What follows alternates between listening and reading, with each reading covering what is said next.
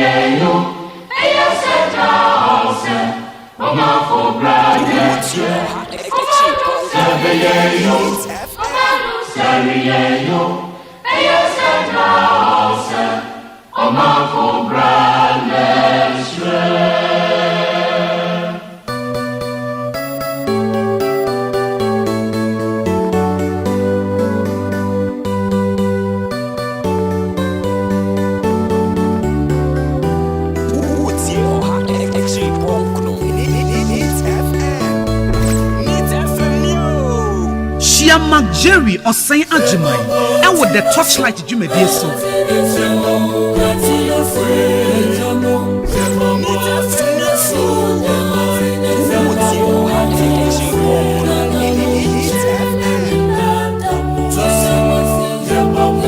Shia Mark Jerry OSEI AGYEMAN and with the torchlight Jumedi so. Say Mark Jerry OSEI AGYEMAN and with the torchlight Jumedi. Shia Mark Jerry OSEI AGYEMAN and with the torchlight Jumedi so.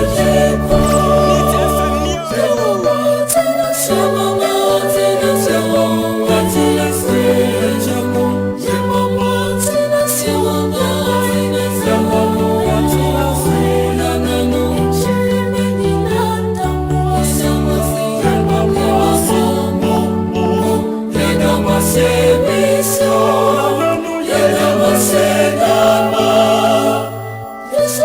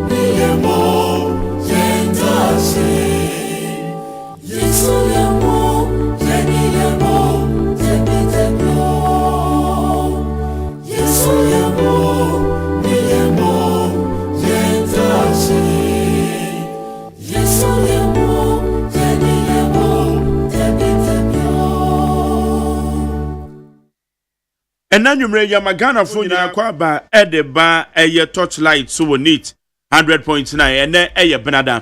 I am a Benada Yawa de Biani Transia, Yababe Gana, Yamanyo Semua, Yaba Bechena, Etimiabua, Emma, a your mind yet me in the year pa.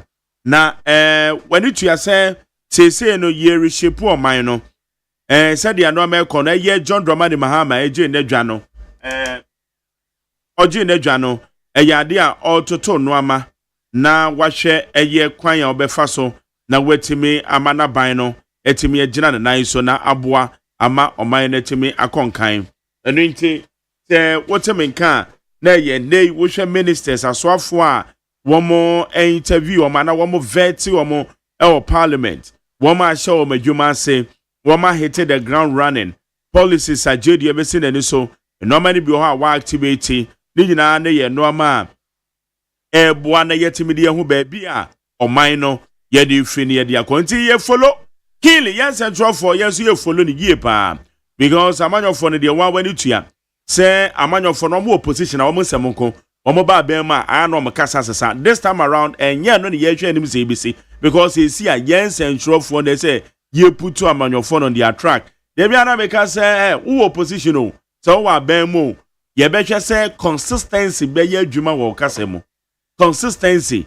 ebeye adwuma okaseme ebra wa abemre de awo kan ye no enei se bibi sai se similar kan sa pepepe se wo opposition so a ebra na wo opposition de awo kan ye no enei wa ba abemu no se bibi sai se a kan sa pepepe en na parliament house eno ma bi si wo parliament house a na otumi hu se eye awura ye fe na emiefa hard castle emiefa hard castle o man panyin kra bonidin o say onye acting director general na CEO ewo petroleum commission ena wakeka bia kire eye honorable anodompre wa friend silly child owie no be gaza de mabodin mabodin because ene no appointment committee for no wo mu nyina no madwa but na wo mu eye majority for no wo mu ye say vet en nkoso enam say mark or the sample baka vomawo Baka Oliver Vomawo wakoka say chairperson of the appointment committee or your first deputy speaker of parliament on na pamfo on the majority a womo wa appointment committee no so no womo gigi sika the free nominees no wa ansa na ma approve am etiesho mabufu na wo hye yera eye anyafo wo hye se de na okasa na wotum se na asem na aye ne ya.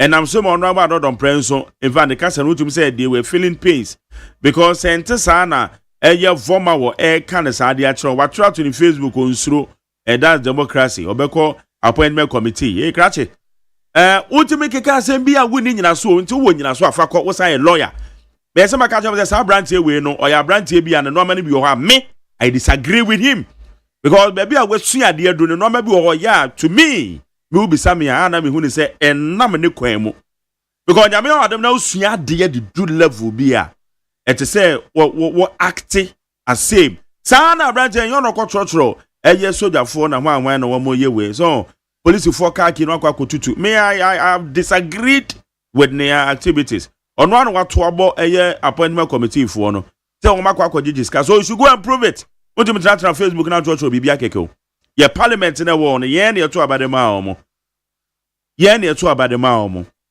and that is one of the reasons ya me program so ba betena so a utim ba me ka bibia keke no asore na akọ o de o ka bibia na ye njan ye ka anuntum never on my program eti wo ka asem na then you go and prove it into atena ye hwe onfa na dance yenko ebia mpa mo kwaje $5,000 na wo mo yenka jangu wo mo so say na mo mo je $5,000 na mo mre bi ni ho ana wo say ye de ye duma kun ye de nya ska no bia ye ni hwe ye nya ska no be di papa sentence also the end of branch you should go you should go and explain yourself na no na nam so as say we ko ba ye hardcast on no don pray yi chese ultimo say anko your be ya osesili child oba na nim say asem no kan no wanwe hu no kan ye no ti wapachew but as I mean to sabi because ultimi fro obi oyan noble member so a silly child hey say I am appointment enu 2 weeks cray and now fro obi so a silly child hey mama emunya butiro abotre eti ene ade e course of parliament ho a mo ye deja nyame adom ochina mo no show no so no e be bie no amani bie ni so na eche say ya mo hu de ko but wo mo research say wo mo sign back minority for no yes na ko mo nye part of the vetting process because wo mo integrity obi de akotwitwi bola so but wo mo ba ye betena say ye vetting no wo mo evete doctor Omaneboama ma bibia koye nti we are following keenly said they are no meko you follow ni ye na ye nyina ya chechero man no shape no yetim nti ade na go ye kura ebeka na say wonu ade ba ko this is no say o ma penye chance the list no ba enye easy so bia ne abro bia pe send nipa embeye DC the also vata ano MC MMDC is no say 3 names no akwa kodu o mampani ho na me na ukasa ide me wo me mpeso aso eye Ga East me mpeso aso ene me ne eye kwabenya ahemfo aya anase kwabenya traditional authority no me na ukasa me ne ekukudamfo bi a wo ye part of the kwabenya traditional authority anananumi na ahemfo ekukudam no atu teso de gu omanum anaye no mba bedi nkomo edifa the selection of eye kwabenya municipal chief executive Ga East enye kwabenya Ga East municipal chief executive wanom na nananom esusu se ono na eso omampanyi mu ni din anananom so ka bia wom wom de omonya politicians ohwe mranti atimi enwi ya ebi de omoya young guys ba omoya ahemfo ahwini egu omonsa iti womo no omonya politicians but womo susu se womo mpesu ano asase ne womo dia ni osusu se obeye MCE a obetimi aboa eye Ga East mensene no eni ntina ne kwabenya traditional authority empanyufo yi a womo ka ho bie womo aba efia ha ene enwumre wo Torchlight jumedi so mede de Jerry OSEI AGYEMAN mede aseda me kokoroko Francis ene IK champion mo de bom chidom kwesi aboaje the darling boy me immediate boss supervisor Dr. Faradexen na executive producer fully supported by me general manager Kennedy Asantiose woman de boa me a ye the Torchlight ye the ebro e need 100.9 oko Facebook e dem ye need 100.9 FM need 100.9 FM YouTube channel ye stream e ho na despite media now ko TikTok na e don so e ye need 100.9 FM need 100.9 FM bibia dem yopo kama e wo ho no so betimi comment bia wo bia no e ho na e be ready e your comment no ye de free me wa eye Patrick ni ablade emisa mensa oye member kwa benya traditional authority Patrick Madrid to say yeja aroma bibi akoye de ma fi sapa ya ye de yakopa se dem ya sapa ena eye tachi edine tache okay yeah tache ni tete Gigi the second right ono nso ye ka kwa ye kwabenya traditional authority aye nananom atena konya ayewo eye kwabenya oyo warlord ono su gina mu pa ne ono nso ewa ha so tache opini ya mu akwaba yeja Na bibi aboko. Nyame adom. Ye de nyakopa ase. Ye de nyakopa ase. Etempanifo ye fia ye kwabenya eye traditional authority. Na Patrick Mamesha se ben free so. Ene ya to aba wie omanpanyen eguso a ohwem na kratefo oba ebomudin. Ebia ko interviews no ne ade ye ko ga east a eye kwabenya ne mpatam nyina hye mu bia. Ayemfo mo consensus amwo wo ho de. Yo, be ma me da se. Me da wapanfo so nyina ase. Ne akwanya we amoda ma yense na be ya betimi atoto nyama. Mpenyimfo se pa ebe huti na ekyekere boa. Na ne nyina mu no. Ye hwe kwa benya pesu aso a ye consent pa wo ho no mo. Emma mpesu ano so Gan East Municipal Assembly. Se ni taki ana mpenyimfo no edi omoni esi ne so se ono na obedi djuma edi ama mpesu ano so. Na oyobi a efiti tama omo share NDC ase e wo kwa benya no wodi mu Odimu tintiman papa. Because we be saying at least so to mean a record, a track record of party exactly. Just say waboa amanyama timi akonkan. Okay. Nti imprempren mpenyifo nyina e de omonsa hye class ase e de support no say ono eyemo nananom ayemfo amo nananom ayemfo wo ho no ani ahema e wo ho no na say mota ni taki or ni taki de ni taki gosin ni taki ayikushi. Yes. God Ayijaku. Yes. God said ni taki Ayijaku. Jaku. Ana kese mpesu anu su nyina youth e wo ho nu nyina all kifis clubs e wo ho nu nyina e de omonsa ahye krata se ono ana wo pese omode ne DCE ana municipal chief executive. Yeah, municipal MC. Gan East. Every say we two ana mo bebre e de aboa party no. Na yenso mpenyimfo no time obaye na ase ene honorable Elikplim. Yeah. Ombaye na ase no. Ye nam sa akonya no so etie no efise oye efie eba. Ni se efie ba be ka che ose ni ewu muni a ese yetie se o.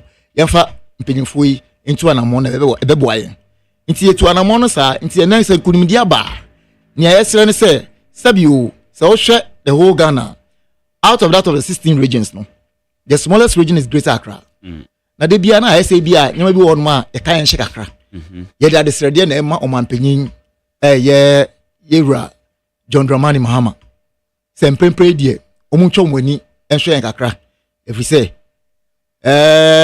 se ne ampanyin fo kan no omo se ne ade wonu ana odi. Okay. Na se ba na se bia ye be hwe se ne ampesu ano so aye ene se na ampanyin fo nyina de omo sa hye kakra ase na enimtie bi ba e be ha adwen efi se go se ni taki oyobi a yeba no regional level onu ejinemu as member of John Mahama re-election for 2024 campaign team okan pa odi hutiman Greater Accra ha oho afen so yekoso bi mu a oye member of the Greater Accra regional political committee a omutie okan nti oyobi a we bi atintiman pa e wo NDC party ni mu a waboa yie. Na yakosu bi mu so a member of the Greater Accra Regional Communication Committee no ka ho a okọ TV radio stations so na ade ekasama party no eno echi so no member of the Sub Finance Committee of the Communication Committee and that of the party no and also to also a long standing member of the Greater Accra Regional Communication Bureau.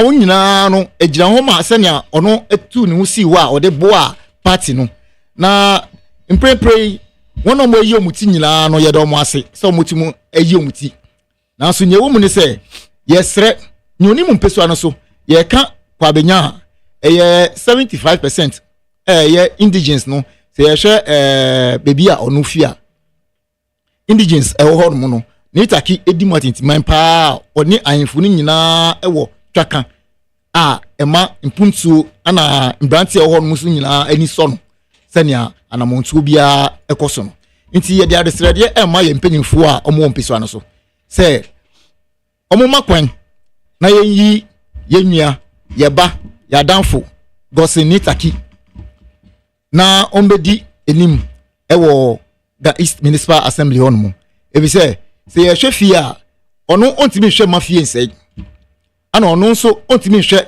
emanyama enkochima se na be ya ebia yeba ne se ebia ye tutu anamo anamonto na yetu no ekọ echire obeya ade ama na aboa omampanyin John Dramani Mahama ewo mpeso ano so nti adesrede a yetu mpanyinfo anim se omumboa ye na yenua no omun timi ema na akonya no se na ebeya obenya saa dibria no ewo municipal chief executive no okay on Patrick ni ablade Mr. Mensa ofrikwa benya traditional authority aye nananom ahemfo atena ye na yene epayfo di nkomo yim na tache obi baby say is it because he bia and Godsi ni ayijaku taki ana Godsi ni taki ayijaku that's an identity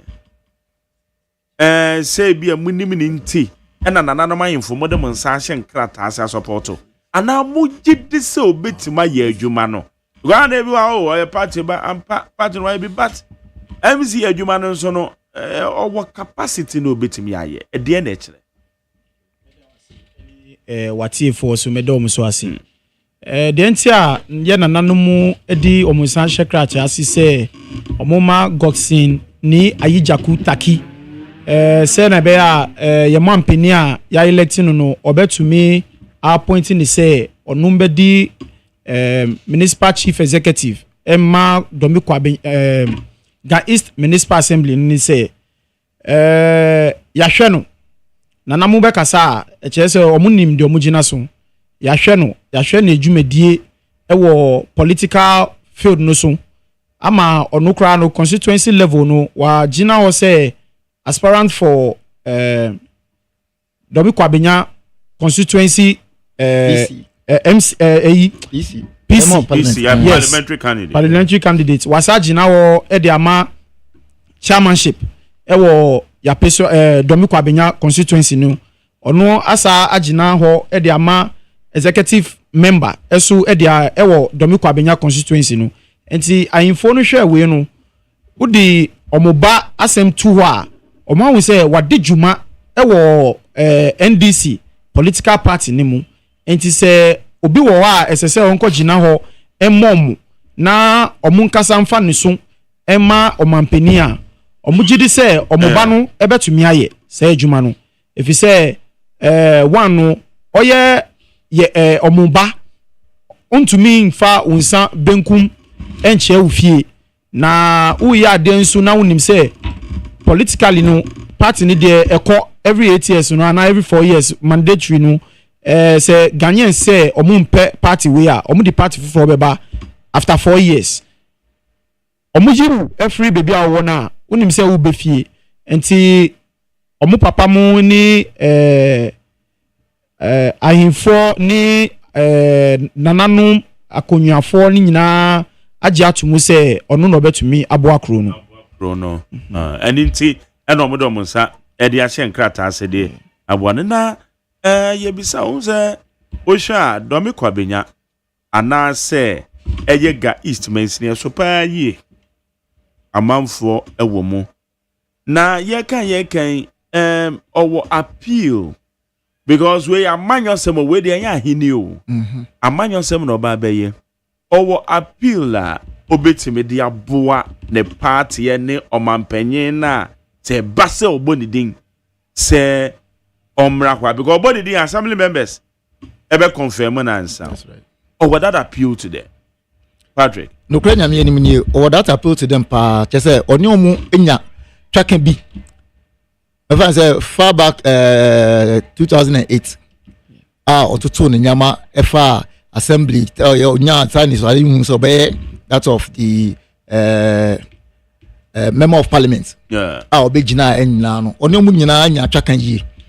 Eboa se ne be ya omu nyina so bi dibia omu pe no ebebem nti se ba no se assembly fo no kwa de a oni omu otwakan yie pa ene se nyame ya adom na omampanyin eboni din a assembly fo no so assembly members wo ho no omo ni beji pa se ampa nyomo yi na ama no oyobi a obetimi aboa amamputudwuma etimi akonkan wo Ga East Municipal Assembly ene Kwabenya Domiko Abenya mpesua so nyina.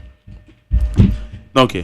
Na tache nipa ye kana semi the suit is saying onim ho ye ka say wo koye MC wo ba bia sebe enya wo bia na ene kwa wi o so you bi o onim the four corners of Ga East it is so you be a onim from Sebio mano chesuminem na so da from a onim mention ne how say ba so mampanyin bo ni din na assembly members eje ni tumu a obetuma solve ono no oye such a grassroots person ana meda wasi won say ansa na ye na nanom akonwafo be kasa e che say omunim de omaye omunim search omaye ayijaku ye obi a ohwe na youth ni nyina wo Domiko Abenya constituency no omunim no omupena asem na wa adibaku so a oye ya ema omunigi ye ni say omuhwe say na onu so call for MPship parliamentary candidate for NDC ba ohun say oba wo ho na oba no so wo capacities na obetumi de agina ohwe na oni oba no kopre ho a ebe ha no enti o step down se na be ya odini na adwen eni ne hunhum ebeta ye current MP member of parliament yes no yes enti odisa ne hunhum eta ne chi ema konyaba nyina eliklim eyeye no onu ni ayijaku taki eka ho bi eno mu yeye enti wo hwe team for 2020 team for 2024 nyina no owo mu bi eno onu ayijaku ni eliklim no eko house to house all grassroots sene be ya nkrofo a just contribute massively ebontoa enu de boy eliklim akurugu hu eliklim a obehunu there is no picture obehu eliklim a hu ayijaku um uko national level nso a mostly no wo hwe ye vice president so a hu se odini nenam ema oye adwuma no edima party ni for national level etinete so oyobi a oye grassroots person a onim Ga East how onim de haye because nipa miensa mejimedi se wo mudin kono na se ede na ma dance ede na ma eye Godson dance a se omampanyi ti bi boni din se omampanyi tie anampanyimfo a wo ka bia wo advice omampanyi tie a ede na ma Godson dance out of the 3 year wo mo ana ne ma dance no say ye hwa former constituency executive otimi gina yie pa obo party no ano won tawantawa sorry wo no mo na santawantawa no nyina mu no ogina yie pa hwe se santawantawa no embe ha party no omo hwe esovu ana no no di mu atintiman pa hwe se sade no ombe sovu nti oyobi a open kabom okam kofo bom na se eba ne se bia imputujuma ne ye kwakoye ewo mpeso ano so a ono timi tu no si wo edi ne sika right me eden eboa nti sa konya we no e ma constituency no hu se sa nipa we se ne nanti a ebekọ yinim afeso no e former parliamentary candidate ana parliamentary aspirant e de ma Domiko Abenya e no gina echi no tama e ba se okay yenye ma yenye e ba ne se okay mo me enje mu ntu ho mo support me nyina no se mo fa support no emboa madam Eliklim Akuru okay nti sa support no de man no e ma mpanyifo no hu se se be ma we nya kuma pasei na wetimi agina aboa ma media emre edui enya sa admire ne say eden yeyi ni ma because ne oka ho e de wo kosum fidie no se fidie ne yi aboa esa wo so ne eden eche yena benu sumu a yena benu na eden ehwe nti eni ochi no so mema for Eliklim campaign team ogina mu yie from 2020 se na make 2008 ogina mu etutu nyama sa benya sa akonya we obegina mu madam Eliklim Akulugu nti oka campaign team no fiti ase omo ko ye keka nyina no se be ka honorable ye papa chairman honorable Asedu Nketia e ba ni ombe kasa ero ogina yie pa tie nia futu a de ama no nsanye sanka gidigidi din ntawantawa ba ya menti me ho ase koka ba nyina no ye betimi ase ade na so ni nyina mu no onya abotre ani mpenyimfo ayenfofo a omutimi ni timamfo no ekasa no onya abotre nyom nyina kasa ai insani pa bi sei no so ni ko tran ba bi a onhwe benkum nko a enja nifa onhwe soro nko a so enja afem okay eno ti na yesre ye mpenyimfo no afenso no a member of Eliklim Akuru campaign team no for 2004 election atwa mu ya ne nyina mu no se o hwe ye hwe Dominic Abenya pesua so a eso pa nti se o sori anopa na uka se utu onomo anamo a enya ade a ukoya na oba Dominic Abenya pesua so ye bebia eso pa nti ade srade a ye sre no se nya wako akohu nye wom wohu nye tuem afen so enya se e bia sabi o oye nkrani nti ana nananom trakonya aka se o dabi enti na eman dabi omo ahwe ehu se bemai na hoframa a otimi ede ma oman no eye Dominic Abenya constituency no ne oye 15 ase e bi esi sese no otimi abọ no homoden onwo enti na esre se omo mboa omo panyin hwe gosen ayi jaku na omo ma no sa akonya no se na be ya wona omo wo yese ukrompete odi na mo ebika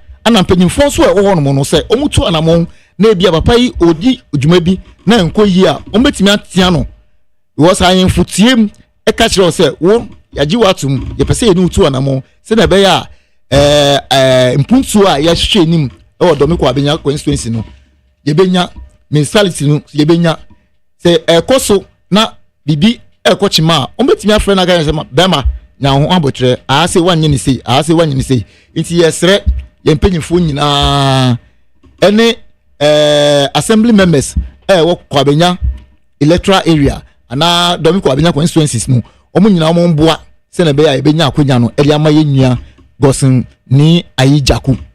Okay, na tache mami bisa se ne party fo no nso prefer na we de mo nya party fo mo de mo ya nananom mo eye Kwabenya traditional authority na mo kasa mo your official statement kra wa bonte the party fo no so mo de masoto forma at saying because the pass an so no say party fo no within the constituency one mutimejini to me so to say party fo no meka say omugina tum if you say uhwe just ended election now. Yeah.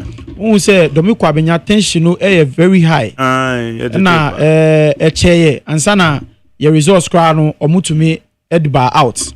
Where ayijaku ye ayinfo no ye sumaye say yenko enkohwe say pepe yo ebeba. Ye ko ye nso no ye hu adwuma a oye.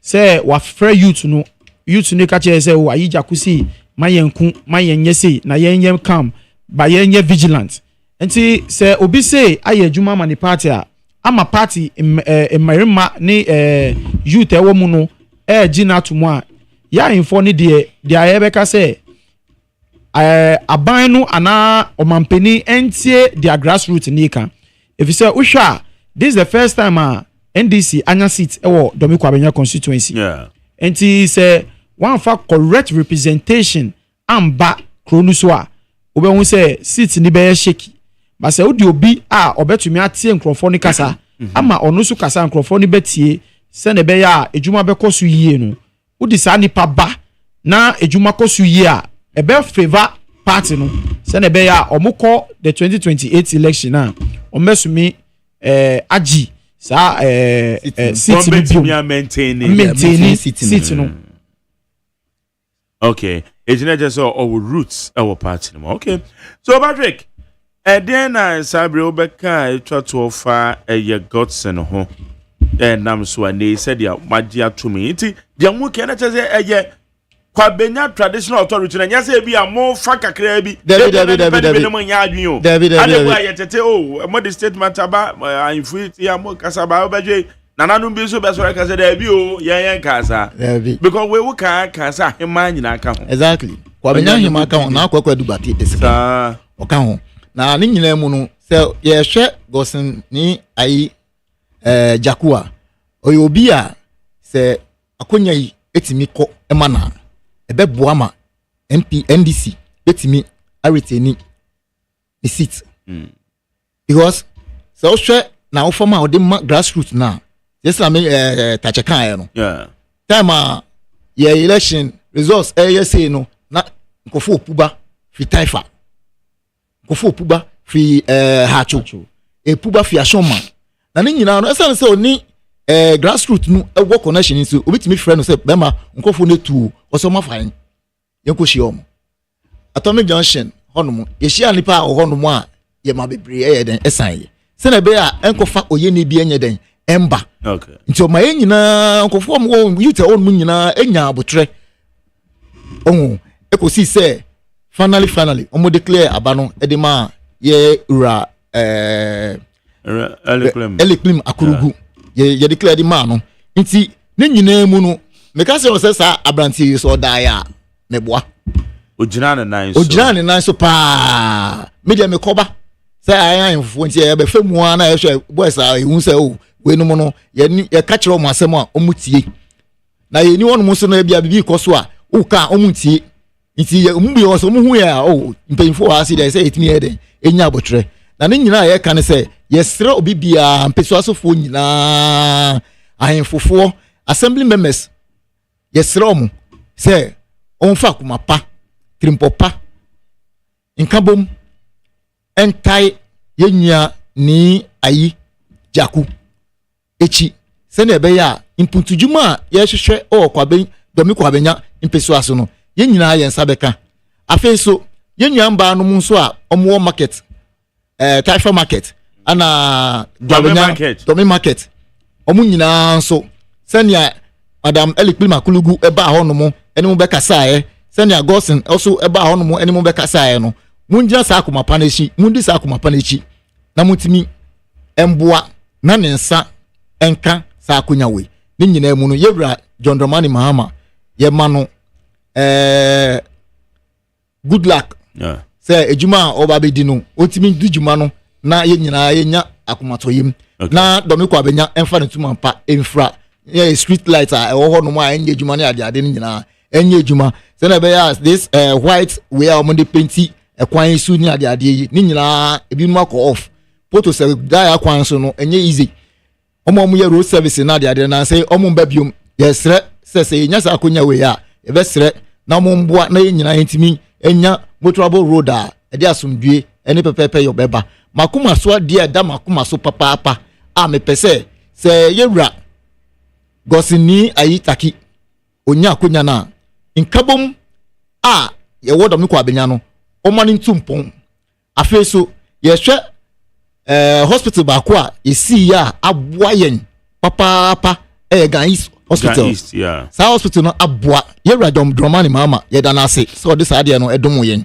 na ekwan na ewo ho no mo no so do ekwan na ekwan de enye so do yire ko no mo a bra na oyire nyima asa wo na onyimu ya inti yesre management of the hospital do getting in contact with that of the Abokobi health directorate no muntimi betu na mo bi wo no ba ya two roads ni nyina anye ne komusuku eni ne ba Wonder Junction ni nyina anye nti omo de omo nye numpo maye na omo ye numpo na omo ja other place cry pe because o yare na okwa ko hwa yare sa na fe de okwa ko fa yare mbo a anu edin na se ambulance no ekofa nipa media matana ambulance mu best 3 times wo no mo ekofa nipa no de ne eko e bia 37 ana akolebu a se fisa out mu kwa a obetime di 30 minutes ho no mo nti yesre se mo mfa akonya no e ma ye nua bema ye nyina ya danfo ye nyina ya papa Gosin ni ayi jaku.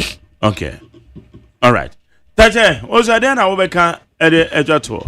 Appeal ya mode ama Ghana man penny on 2 minute kutano. Na owia na 2 minutes amba bi di assembly members no so nse. Yeah, ede na woka.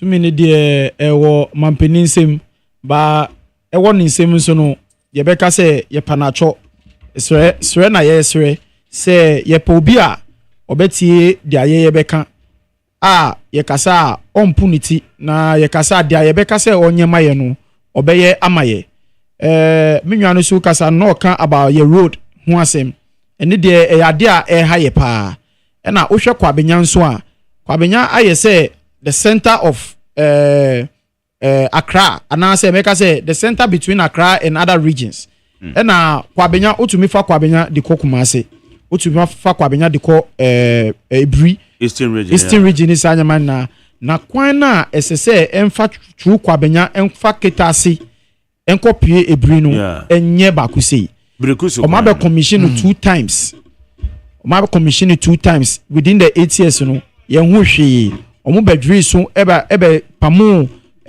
containers ni ye maame ne ye nwa mu ma ejuma omu ye okwan no nsi nyina ye bepam omu nyina se omu mfiri ho se na be ya ombe road no ye hu hwe enti ye besere se ye sere ema Godson ni Ayija Kutaki se ombe ye MC no se akonya ndi ba ye panacho kwan ni de enu na ye the major way ema economic activities etumi ko yie because ukwan nya say me as I say me use 5 minutes emfa nyama enko kromu na yenko ton a obe won say 1 hour nyina na unam futu kwan mu yesre if you say yetumi yesa akwan no so a ebe easy traffic na ewo Madina no asa easy dia eno so da pokwase stretch no so enti ye be sere say ye motorway no so no ache if say time on be dwi sa motorway na me yakwala me yakola kitwa eno be dris amotowe no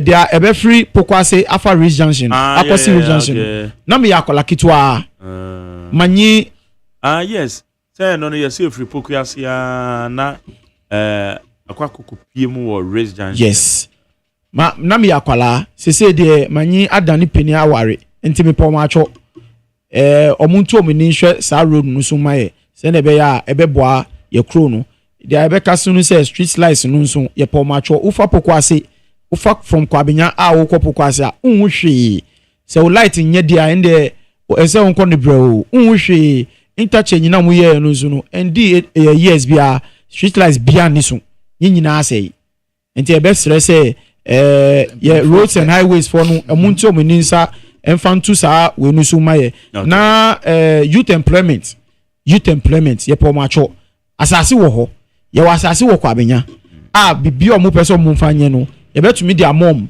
no mu fanye ye wasase wo ni tetachuluman eda ho for education e bi da ho for hospital ni nyama enti se na be aboa ye kro no omumbra na ye mfa asase ni mom no mutumi nye cheap compound we poma areas no villages na wo ho no because unhu se nkrofo nanti every brekusu ediba kwabenya MA school no MA school no so ewo no omuko anopa na ewia ya pasa baby aya dro no 21st century ya pa ho enti ebesere se omuto omini hwe se adwuma no so maye se na ebe ya kronu betumpon na omunisu ade a ala vision ana say aims and objectives omuwo as political party to maintain their seat no ombetumi anya yedomase yo Muso na nyumre madam ase empanifo ifri eye kwapenya traditional authority womo na ye no omo edi nkomane masa na omaka omase we o de na oka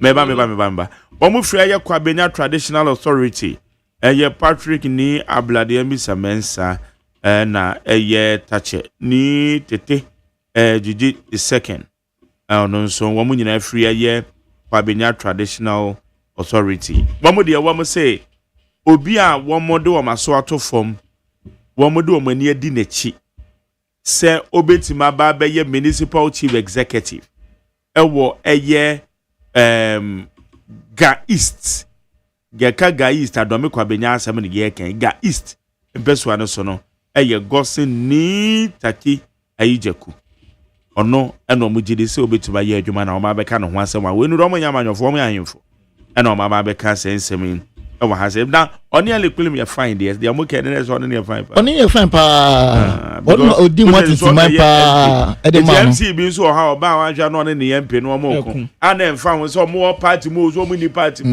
it just say no man nya de betimesi all right odosron ko pa in fact omo ko thank you to nyina oka ho I just say all right Evans now what was it then I got me born nananom abaso FSC benya se nananom die party nachi ayinfo nye politics na ga ayinfo ben microphone here nananom ayi wo monim se ombebo ye chidom nti nana migina party na name ebo ma abaso wo odo amwachira ma party to the extent se mo pese yi mu nipa mo pe ema ne beye MC emamo it's a good cause.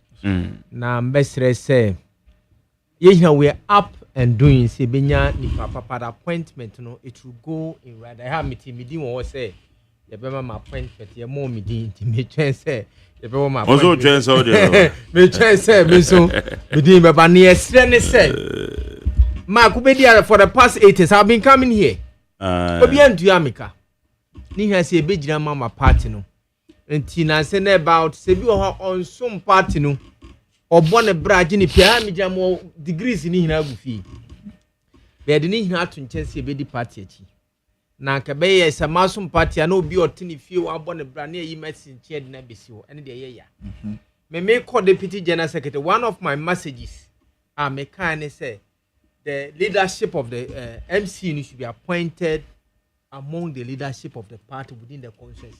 Wo consensus na wo so menko ade a wo fata. Benye se obi no ma so party no, omo de omo mre, omo sika, omo adaje. Abedi party achi na ebeji mo asi nche de me kra ebe me enti nana ye bom aba so. For the first mo ya ahemfo na mo yi manim se mo di ndisi achi. Na ma boa se ndisi betumi yi ni papa ama na bedi consensus na enim de me bom aba so. That's okay. Na ne ho ne se ye be yi ni papa nso. All right. Okay, hi, it's 100.9. We are a panel member Evans. Amo, or no, a member of the NDC or the Nano, it's two mono. It's you better say, Patrick, when you touch it, it's yes, you need actually. Now, yes, you see a platform. I just say, you was appointment in Naka because you know, say ye MC, no, or ma ubia within a year district anymore. Say, yeah, district, say, your municipal and a metropolitan. Impanyinfo sɛ ɔmo tie opa na ɔmo kyia wɔn so. Oh yo, me do so. Obo ni di a odi ama nyina. Me da se pa, me da se. Nti yen so ye de ani be di akire because me constituency no so ye ho na mete. Oh, that's fine. Yeah, do me kwa benya de. E ho na me won kra hana mo agapade bi a ho na e wo. Ebi ni ba bi e bi. E ho na matena sa. Oh, okay. Since we bank. Wow. See, me so me we interest. Okay. Eti ana say say we can ye de anybody at your pa munchi agose mai why ne nananom munchi on mai papa ya me come on papa. All right. Enti ebusia ye ne eye domi kwabenya traditional authority ayemfo omo domi kwabenya specifically omo na ye no omo edin komam ye the discussions in about be shall you see na ne tie de kwaso parliament ne kakra ema. The deputy, the minority chief whip has something he wants to share with us. So please, you may do so now.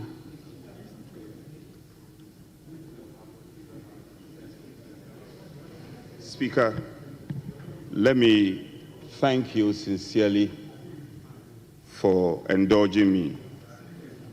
Speaker, I'm coming under Order 33.3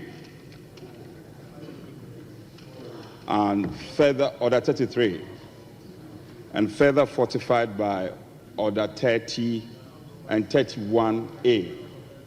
Speaker, for the avoidance of doubt, I shall read parts of the orders I've quoted just to lay basis for my claim. Speaker, Order 33.1, a member may bring to the notice of the House any complaint of contempt of Parliament or breach of parliamentary privilege at the time appointed for complaints of contempt of Parliament or breach of parliamentary privilege, if the member has previously notified the Speaker.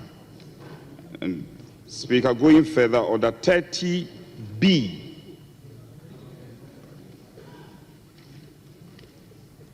an act or omission which obstructs or impedes the Speaker, a member or an officer of Parliament in the discharge of the duty of the Speaker or the member or the officer. Speaker, 31 further goes to say, disorder on the part of a stranger, such as riotous or disorderly action to hinder or prevent the passing of a bill or other legislative measure or motion or any other matter pending before the House or a committee of Parliament. Emphasis mine. Speaker,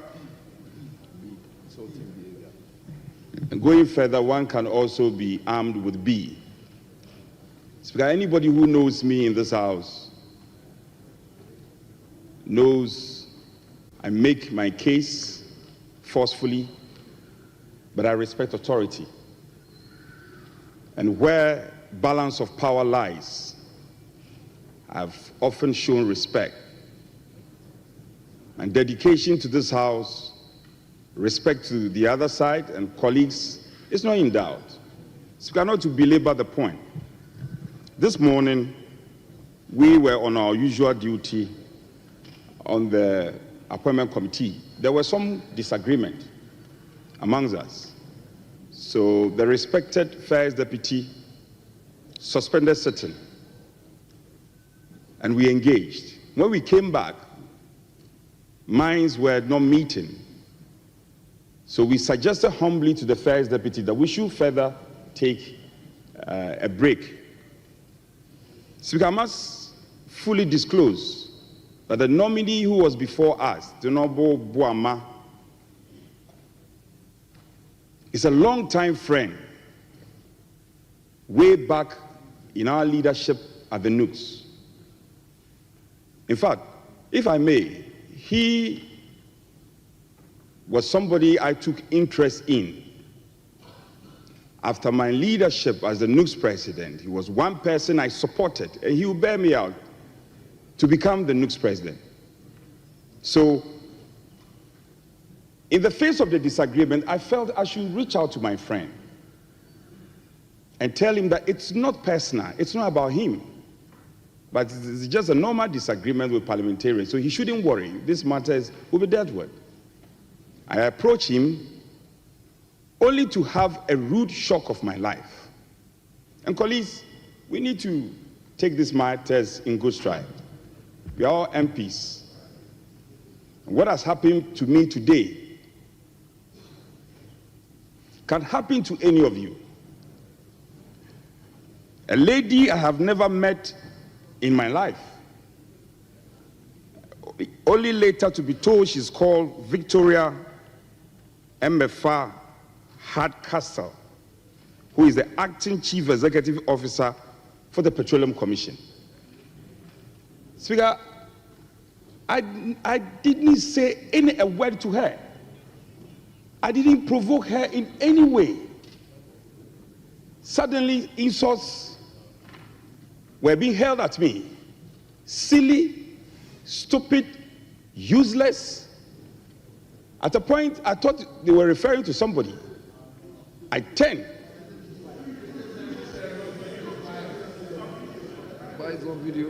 Well, if you doubt it, listen to me. When I'm done, the video is all over social media. Speaker, I felt abused. Please address me. Speaker, with the greatest of respect, I felt very abused. And there, I felt, how can a man be killed in his own backyard? Even if there should be any crucifixion, the crucifixion should not be done in my own house.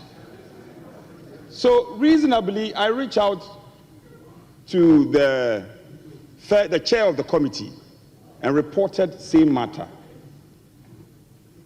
Members who were present, who heard it, who witnessed it, all came to corroborate my story. I think, Speaker, I want to put this on record, that even though she passed by to render a certain lame apology, it is totally unacceptable. And Speaker, I am compelled to resort to this approach. Ordinarily, I wouldn't have done it. And when I came in, I saw my colleague, the Honorable Governance, who I'm very close to, leader of the House. Forgive me, I didn't tell you about this. I related to him that, have I done something wrong to this lady? Why would I be abused to this extent? Where I haven't said anything. I haven't provoked you in any way. So not to belabor the point, I feel my reputation is lowered by these attacks. And the video, thankfully, there were good people around who recorded it. The video is all over. and traditional media houses are showing the video. And don't forget, it's not about me. It's about an institution called Parliament. Coincidentally, a citizen had made wild allegations against the appointment committee, and that was the subject matter of discussion, which generated into a disagreement. And so because we have not taken any action, people think they can subject Parliament and turn Parliament into a punching bag. This is unfortunate. And I'm told she's a lawyer.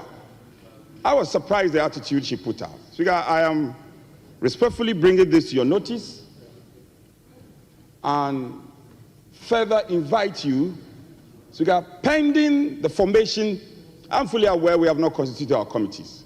So pending the formation of the privilege committee, Speaker, I am inviting you and making pleadings to you. And I know you are one person, you are very passionate about Parliament and the respect that we should command in society as an arm of government. I'm humbly inviting you to make consequential orders and to ensure that this matter is dealt with ultimately. I am a man who respects womanhood. So in the face of extreme provocation, I just kept my calm, I kept my cool and walked away. But this abuse is a potential abuse on any of us in this chamber. And I invite my colleague to speak in corroboration, speak in support of this action that I'm inviting Speaker to do. For us, for once, let's look into the faces of our fellow compatriots and tell them that we also demand some respect in this country. The executive is respected. The judiciary is respected. Parliament cannot be battered anyhow. And as a member of this institution, Speaker, I humbly request of you to make the appropriate consequential orders to ensure that we get to the bottom of this matter. I thank you for listening to me. I'm very grateful. Okay. Ente ora eye anodompre minority chief whip na wotening kano na de nyina ne fa eye obi o se friend Victoria said obodi de Victoria emefa Hardcastle. Victoria emefa Hardcastle ye ka say omampanya bonidin as the acting CEO Petroleum Commission. Wonye MP na wo kohwe MP anim na wo ka so ye silly child. Ye kan ya ono kra say there be omonidin na de mabo wudin but meanwhile video ni e show bibia say You have that video. Oh yeah, I have the video here. Video no show bibia.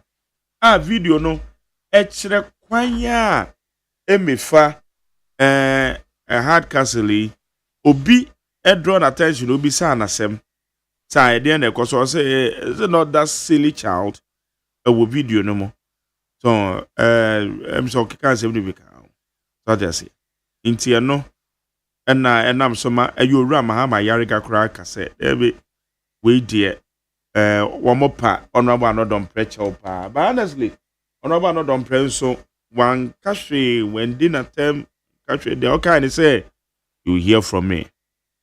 We are going to deal with that matter. Internet just say someone na a hard dream pa. Mama try say meet me about video na. Let you for muntie dia esi ye eneno. Ewo eye Parliament House. Them say around the refi no ho. I'm not eti yenti no bi a wo yam appointment 2 weeks primary. 2 weeks impo ni say no ma pa ina muruka nya fe no nya 3 weeks in some days. Yam appointment endre ya na o be say dia yenti no. Why? My friend, don't bring yourself. What's the meaning of that? What do you mean you are taking me on? What does that phrase mean? Because we are who? I'm who? Why? My friend, don't bring yourself. What's the meaning of that? What do you mean you are taking me on? What does that phrase mean? You hold us micro. But you are micro minority. Doesn't Afenyo himself use that phrase? What bring yourself? I don't have time for that. You think you can bully me here? Hey,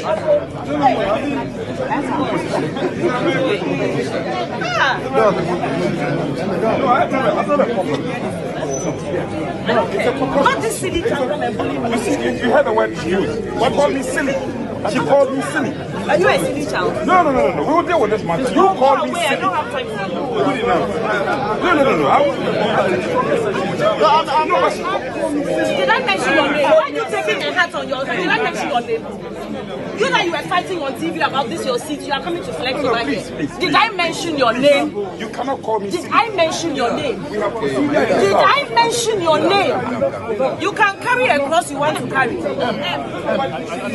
I'm going. Enti obanu na ekasa no oba wonya mrahye bedwani o na wo mrahye baabi a wugina no kra so ye mrahye bedwa fie ho so ya de ade na enya ye beka ye beka wo ba wonya mrahye bedwani enna wo wugina wona wo honorable member e wo mrahye bedwa fie o friend silly child o kan bi say adam bo within ana but meanwhile wonu obi na ekasa na nipa ni bisa obi bi na kasa say that silly child. So there's here. Honestly, yes, and here. I'm who? Why? My friend, don't bring yourself. What's the meaning of that? What do you mean you are taking me on? What does that phrase You mean? called us micro. Why you are micro minority? Doesn't Afenyo himself use that phrase? What bring yourself? I don't have time for you think you can bully me here? Hey,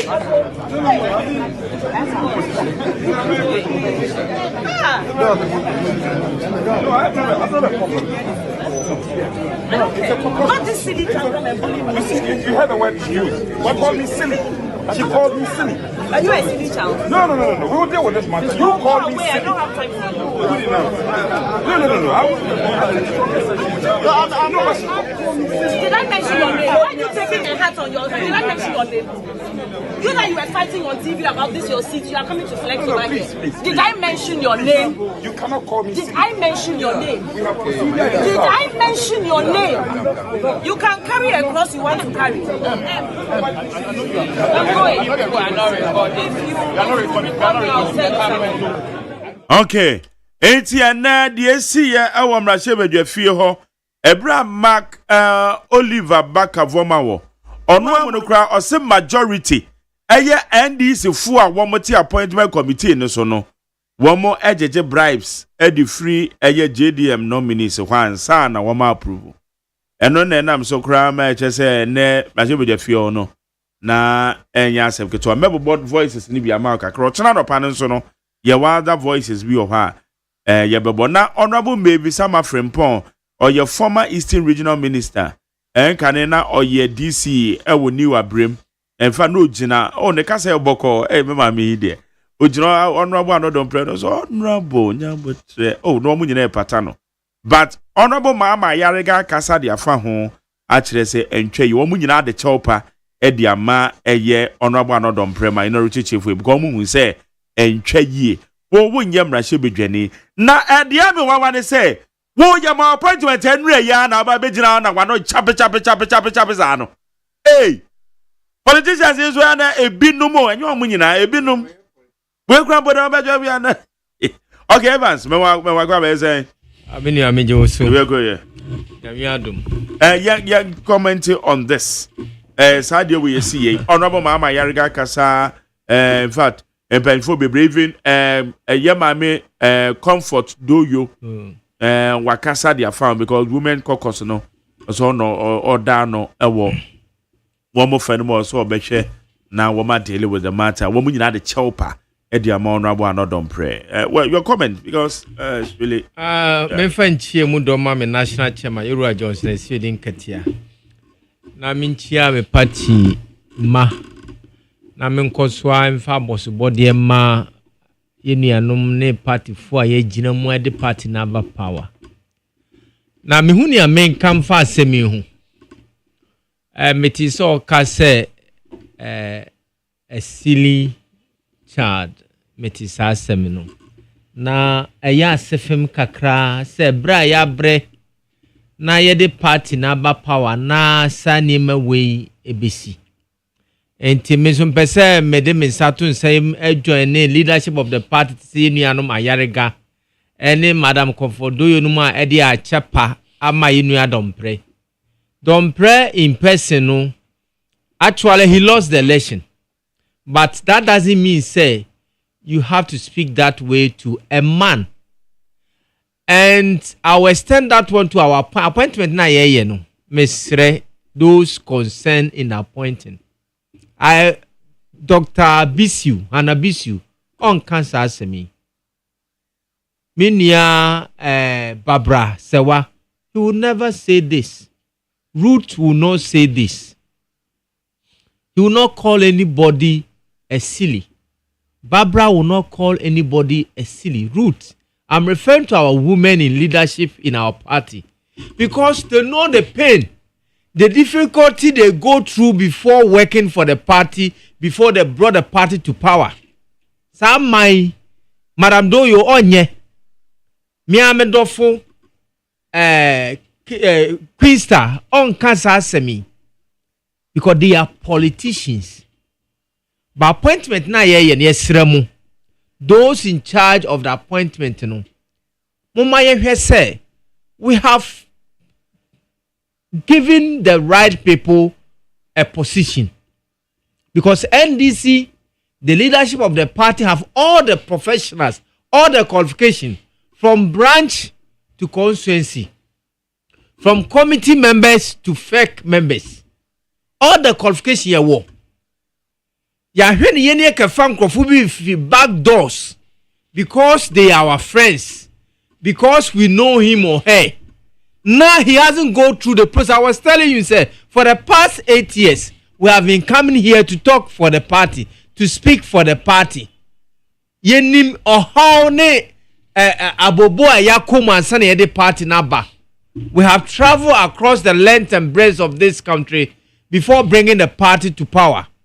I am happy, sir. The first appointment President Mahama or the man in people say, I will not tolerate arrogance and the respectfulness. Sir, Ghana nina or Maya boss or dear or to about Maya no, ye didn't need to from. In this regard, I'm speaking, sir, you are don't perceive so or a Ghanaian. Our sister has that no right to insult him. One yadi, you have not helped the cause of the party. Yes, you don't pray mat at otherwise as a member of parliament.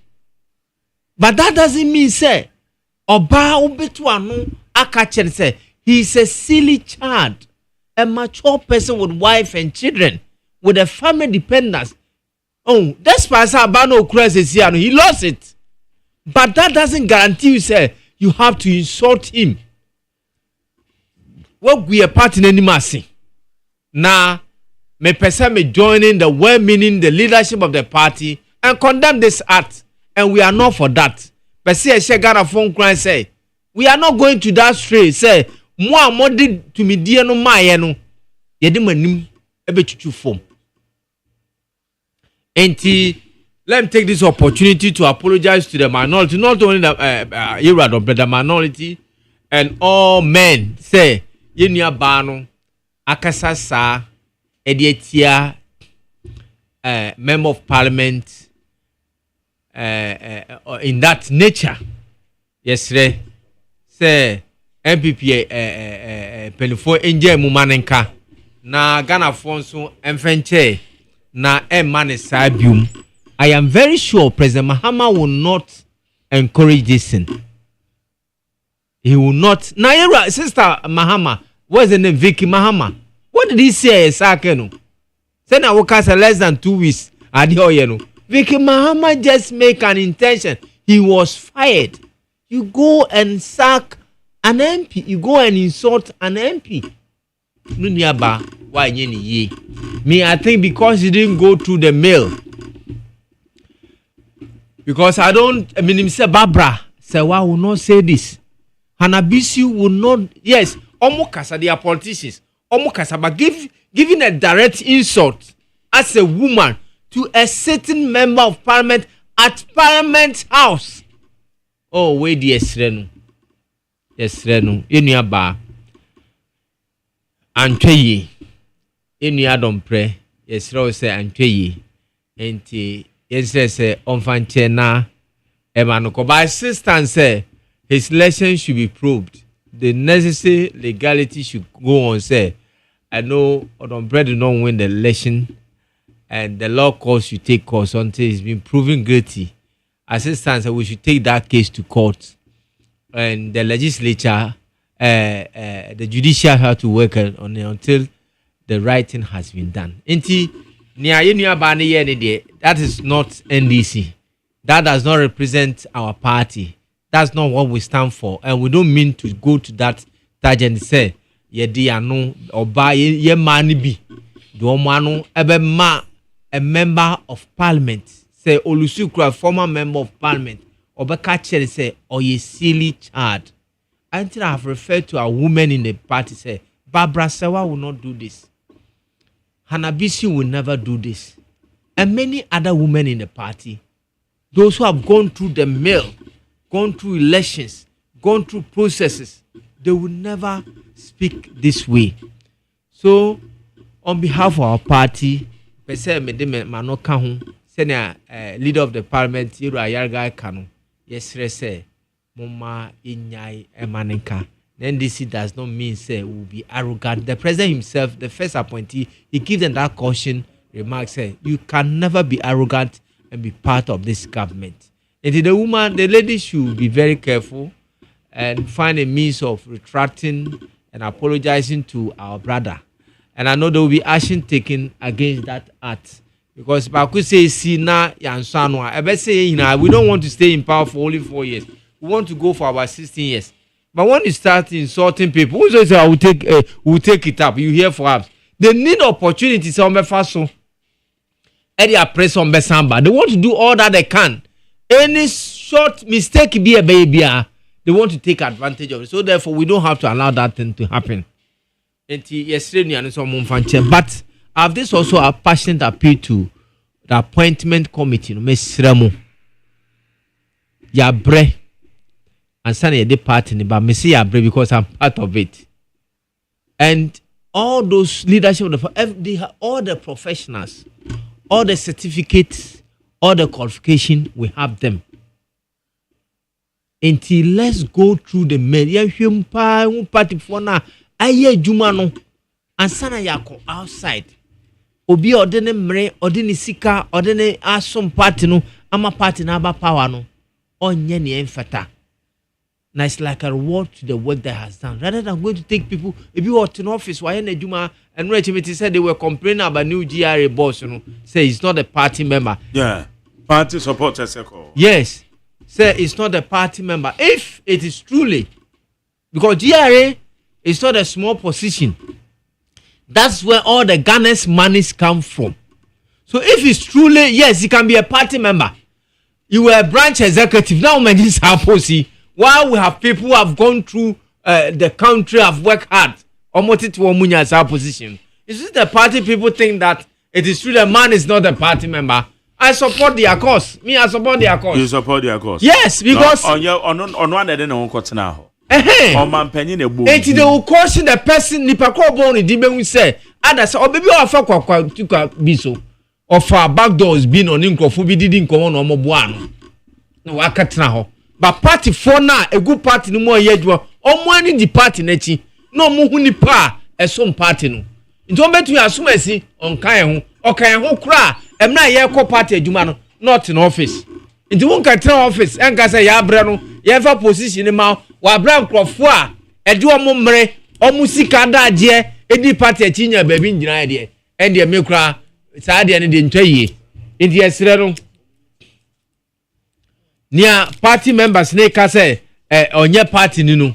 Let's go into it and look at it carefully because on your party near he would think say yeah the connection in your post because why he's there no or the sika no beka ka boy MPP office and the sika bi or the boy no but media come in just so nti o man panyin no nim o man panyin nipa ba ko Nipa Bako, but a brief, you're president. Yes, but he can't know everything. Penny sorry, keke. Minya, my appointment. We media, me a politician. I mean, to the party work actually.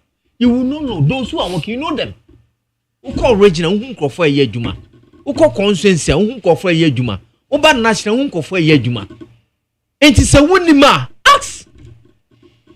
Ask. So beside and somebody will give it. But people pass because of Nima Suma Sinti, no afakwa, no wakunu, no so what upper hand, not the near casho. Yenya Jumanesa. We are sir, who party no, who bong, who handcroft. If you are the name as some party, you'll be discouraged. Or better than change, one may party, who good party no. Sana before your Marco position. We don't want to see that. Until the man has to justify his inclusion. The party force on your member, they don't know him. Say he can be member, he can be a sympathizer, but to hold a position as a boss. Somebody like Alabi, nobody will say on your party. Nobody will say Professor Alabi is not a party member because they don't know him. When you're party, you are party form, they know you. Until let's do the detailed search and know them proper and give it to party members. What stop us to give it to the right people? Then they see a cry say, Obia when you pay, other than certificate, other than not to any party actually. Yet post a babano. Si so be your number baby I can find say, oh many post.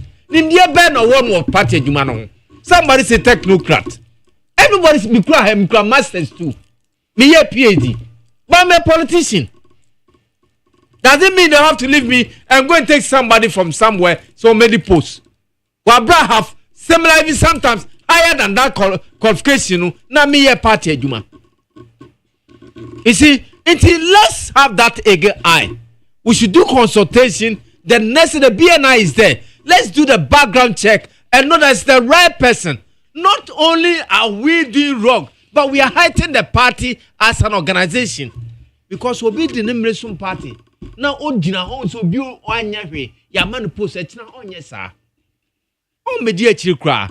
Everybody so better if you are 3 months election. You are better chino post. And that's what we are trying to do. Yesterday, those who are doing appointment. In some party, they have the conference. It's our conference, Baba. In PAD, they are conference chairmen. Omukra masters, they are conference executives. Why don't you go and face them? Why don't you go and take them? Over national officer, a lot of qualifications are there. Why don't you pick them? What can they do? What can they do? I see a quackophobia or not in the baby all born a bra. Nemnasun. Now, party about power 3 months to election. Where in a name, Wabeji post mobile for the past 8 years. And you more yarn say, obey a party here or Manibuama. He was working 24. Look at you, Deborah. Look at Joyce Bauer. There is no singing praiser. President Muhammad and Nancy Joyce Bauer and Kobe. There is no singing praiser. President Muhammad and Nancy Joyce Deborah and Kobe. He are national chairman. And the sound of you don't leave them and go and bring somebody here. Okay, me say, or Yene Juma. And Tipati Aban or Babaji post. Now, so we could talk to them and give the post to them and hurt our own people. When you hurt the person, you are not hurting him, but you are hurting the party, NDC. You are hurting the generation of the party because you advise his son and daughter, don't mind them. Omomba power crack will be your baby. No, and you men call 3 months, you better work away. Politicians on Mucho, you have a manuska, or me appointment. Miss Ray, yes, appointment. The guy is a department. All of them have qualifications. And the job that we are giving to Mami Weya, they are yet to know his branch or constituency or where he worked. Where he works, that he claims a lawyer, and go to the head of the thousands of lawyers there. Yeah, man, but she doesn't claim so your lawyer or your lawyer. Or your lawyer, yeah. CEO of Petroleum Commission. Fairly laudable positions. And we don't even give them some small positions, you. Petroleum Commission. I don't know her, but somebody might know her somewhere. But our people have sacrificed. Barbara is a lawyer. We have a lot of lawyers. We have a lot of people in the party that have served in the party that they can be holding positions. We haven't seen them yet. Even myself, my name haven't been mentioned. You see, I spent time following the party. I'm saying that Barbara will not insult an MP. Dr. Bisu will never insult an MP because he has gone through the mail. He knows the cause of winning election. Krista Pokwa will never insult an MP. So far, we have women. He will never insult MP. And this woman can hold positions. He will never insult MP. Mufi say, Diara, Modiama Brantia, Unkrofo Kasa, Yede Makruchia, and Kakasa Baba. Dr. Kruchi, former MP, Yede Manaka Kasa Baba. Yede Masofaya, Kakasa Baba. But we try to do things. It is early days yet. Yes, Ramu. Mama, Yama tension, Emra down. Nan Crawford, deep party, Nechinu. Yama Munya party, Juma. Because they know they have the passion for the party, no, they will know how to manage the position such that they will still be pleasing the electorate. It is the electorate who make us who we are. And if you don't do things that will please them, we are pushing ourselves to opposition. Now, this margin of which we should be able to spend about 2, 3, 4 times in government.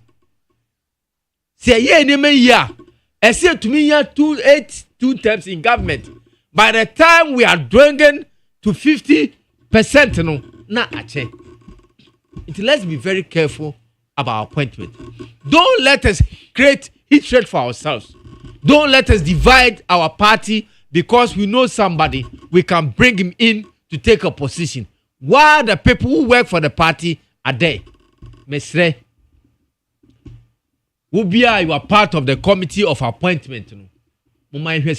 Because party number power. No? Ubia beba ordinary CV beba. Ordinary CV beba.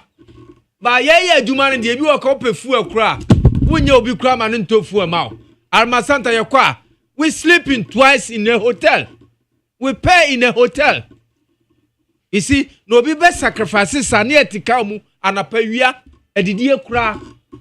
No beer, ne nianka, ne sanka, ne hunanka, no a command position. Dear no person who person who go party. Into Mesre. Mesre.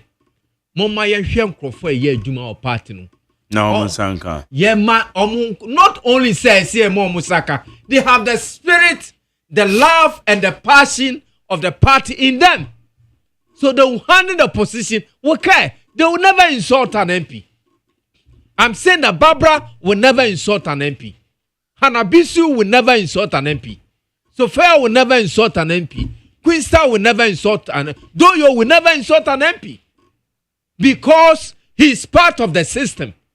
He knows how they came about this power. Now, for Biara, he will come and insult our MPs. He will insult you, behave anyhow. He will think because of his law certificate. But law certificate too, it doesn't make anything. Thousands of people have the law certificate. Because I'm in your case, you call Shrag. Now, lady, know the law certificate. Which law? Which law? And when I'm a law lecturer, Pierre. Now, so this is my law lecturer. In school, I was even a course. If you were being until you can't boast on your certificate when you haven't found out about somebody. And certificate doesn't change. It only add up to you. And said the whole thing is that it's too early yet. You 1 month in poo. Vicky Mahama dear Kaka, just expression of intention, he was sacked. I know President Mahama will not tolerate any misbehavior, any misconduct, and arrogance. He will never tolerate it. And if you want to be part, he has already given out that signal. Said, if you want to be part of his government, discipline yourself. Respect not only MP, every Ghanaian. Because the party is in power because Ghanaian voted for us. And we want to do as such. I support that cause. We have to respect them. Because it's a privilege to serve your country. It's a privilege to be called a minister. It's a privilege to have the opportunity in your generation, in your time, to be appointed as an officer of state. And because of the course and the tedious process we have to go through, some of them have to lose their lives. We don't joke and we don't take it for granted. And yesterday I don't pray. Maybe on my part, personally, no. And I want that case. And the own watching, what repeat here, yes, I do. So, you're gazetting our parliament in India. No, it's not gazetted. Yeah. That case should be pursued. Well, then I say gazetted. may say another on play case to be pursued. And then do you know sir when we allow the MPP deliberately Jaisa ana munya say minya o kasa na say minya ne ameye no message dia kasa minya ma on kasa ba say minya sasa no say me kwesi minya ska because we two futuro dia go metiefo eni dia wo mu ne say another prayer has been declared. Another prayer lost the lesson. I have the figure here. Evidence in a way.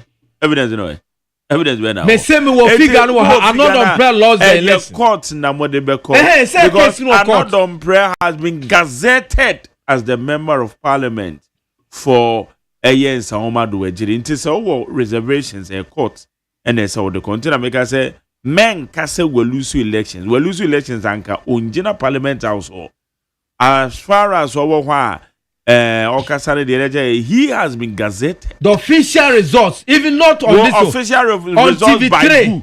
Another prayer had 52 a ball so way fat ball so me bacho where yamfang another prayer 46,000 and this is 52,000 bacho me say they are working yamfang to dustbin mu so when you so be a party no and they said the court now mutimi prove otherwise over case in court then there be nullified in the end case in court it by the respect giving him respect is not part of that case. What be also what bra holali mama dogbe woni no woni no me no aza what say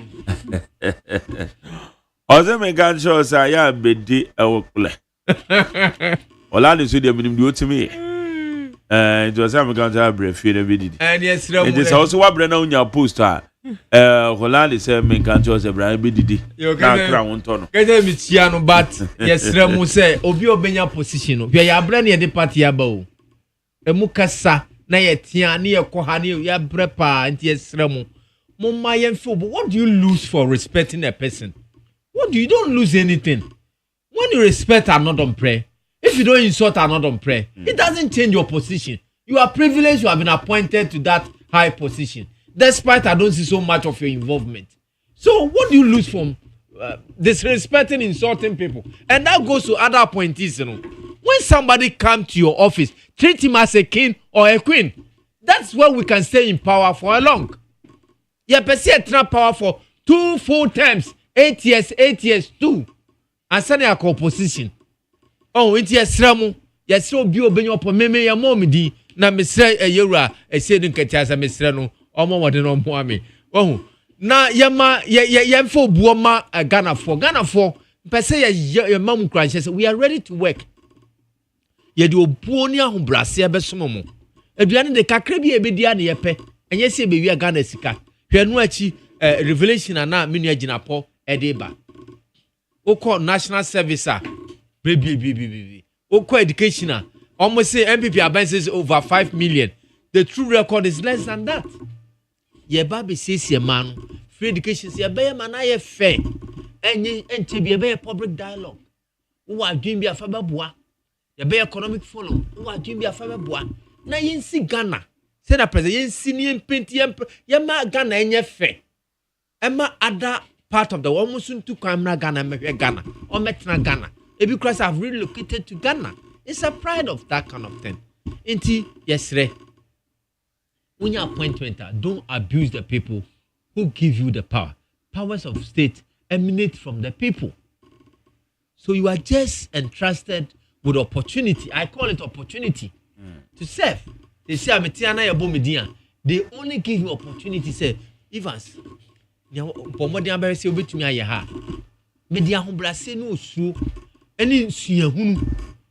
it's not about my certificate. It's about how I work in collaboration with the people to make it work. And all of us, some of us are determined, say, any opportunity beyond we'll do our best to make sure that President Mahama become the best president in the First Republic. I actually associate myself with that statement made by Arthur Forsen. And when I'm given opportunity, I'm going to do same.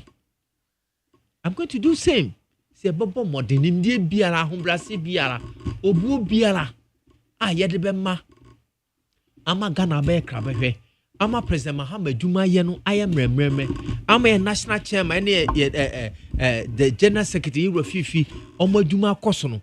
Some of us are committed to that tax, and we are going to do same when we are given the opportunity. Intimate maybe we are receiving was over here receiving. One day na bo medina.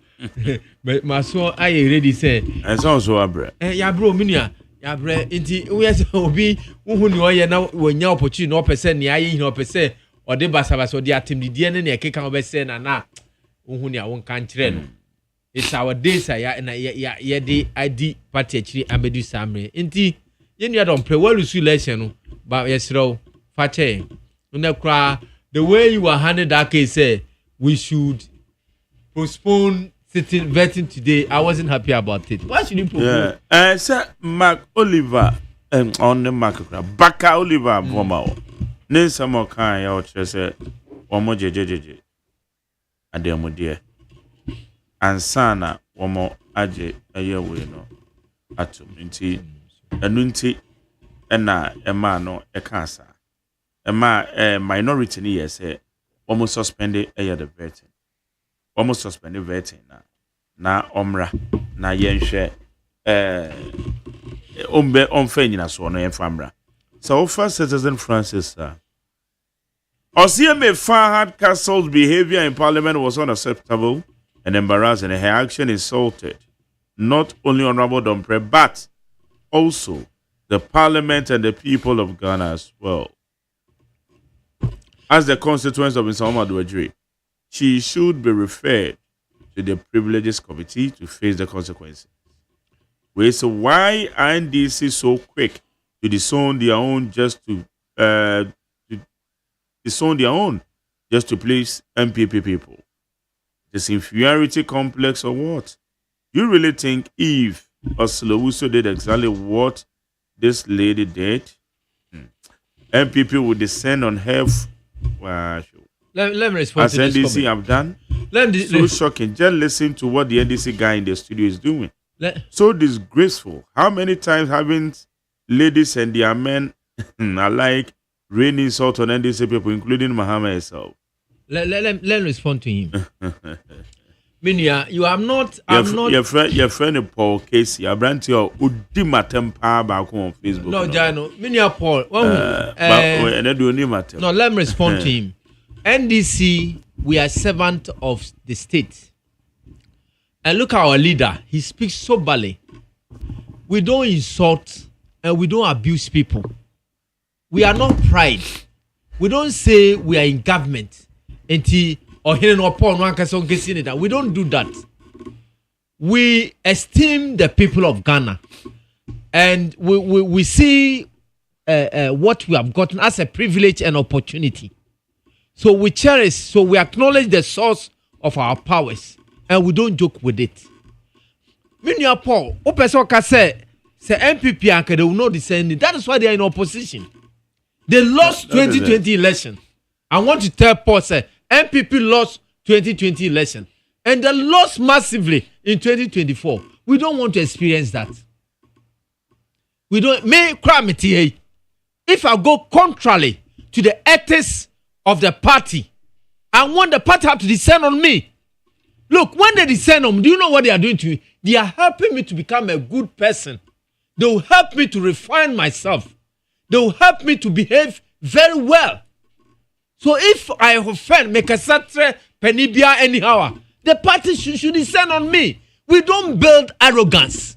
We don't build hatches. No, yet we are there to build a state, a disciplined, well-organized state. We are not criminals. It's a Bugana phone. We don't encourage it. Look at our leadership. The leadership of the party, leadership in parliament has condemned it. Chief Whip and Deputy Chief, they have condemned it. What do you want me to do? I'll emphasize on that and set example. Say our women, Dr. Bisu, our national women organizer, he is a politician. He uses political words, but he doesn't insult. Okay. We have a fine lawyer in our headquarters. Barbara Sewa is a woman. He doesn't insult. Our ladies does not insult because they have been refined. They are disciplined people. They don't insult. Ruth will never insult. And many others, they will not insult, but they will speak to you. They will speak to the subject matter. That's what we are doing. We don't want to go to opposition. So what the lady did, do you remember Vicky? He just expressed interest. He was sacked, and that's how NDC is. Okay. Higher needs 100.9. It also better with the message now for Facebook Live. Ma yentie in command said the course of Parliament Kakrao. What do you say we saw every step and every of the lady who is the subject matter of this discussion. Mr. Speaker, when she was given the opportunity to apologize, Mr. Speaker, her posture did not show anyone who had come in to show remorse. And Mr. Speaker, what my seniors did not know was when the minority leader, minority chief whip, had agreed to a said apology, Mr. Speaker, she did not see some of us on the corridor, and she made another very ill statement. That, Mr. Speaker, I know how you are passionate about protecting members of parliament. Mr. Speaker, I felt very sad, and my prayer is that you respectfully, you should make those consequential orders.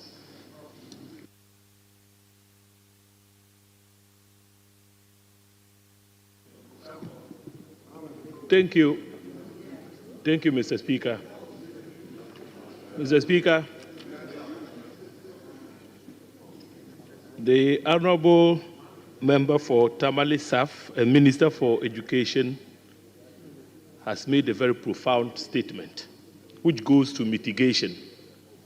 And I want to add my voice to his plea that admittedly the lady in question acted in a manner which is contemptuous of this House.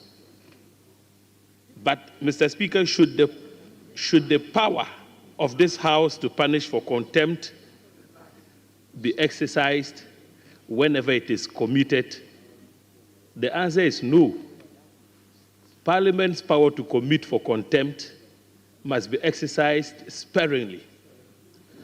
Mr. Speaker, I've been in this House for quite some time, and I remember vividly when Black Rasta described members of this House as weed smokers. He was rightly cited for contempt. But, Mr. Speaker, this House mitigated his punishment because even before he was brought before the Privileges Committee, he had found it necessary to render an unqualified apology. Mr. Speaker, listening to the minority whip who fell victim to the act of contempt, some form of mitigation has been done. The lady rendered an apology. She did. Whether the apology is satisfactory or not is another matter. And so, Mr. Speaker, rather than escalate the matter by making a referral to the Privileges Committee, I would pray you to, Mr. Speaker, make mild consequential orders so that the lady is asked to render a second apology, this time around in a manner that may be satisfactory to the honorable and respected minority chief whip. Fortunately for us, Mr. Speaker, the Women's Caucus, and I know Honorable Doyo is one of the leading members of the Women's Caucus, have also made an undertaking to intervene in the matter and ensure that the lady in question does the needful by purging herself of the contempt. Mr. Speaker, with those few words, I want to pray that justice be tempered with mercy. All of us can fall victim. what the lady did, but once she has rendered the apology, even before this matter was raised on the floor, I think that her conduct should be mitigated and we allow sleeping dogs lie. Thank you, Mr. Speaker, for the opportunity. Minority Whip. Leave the rest for me as leader of the Women Caucus, Mr. Speaker, so that I will advise her on how to handle issues when he's in our premises in Parliament. Mr. Speaker, I'm just pleading with the Chief Whip that we should just leave this case so that as a Women Caucus we invite her and then advise her appropriately. Mr. Speaker, thank you for the opportunity.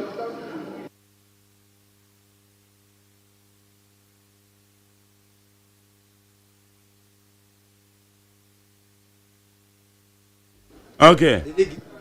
Thank you, Mr. Speaker, for the opportunity. I rise to support Majority Chief Whip. Mr. Speaker, the action of the lady is unacceptable. As a woman, I will advise her to apologize and retract the words using on the Chief Whip as soon as possible. Thank you.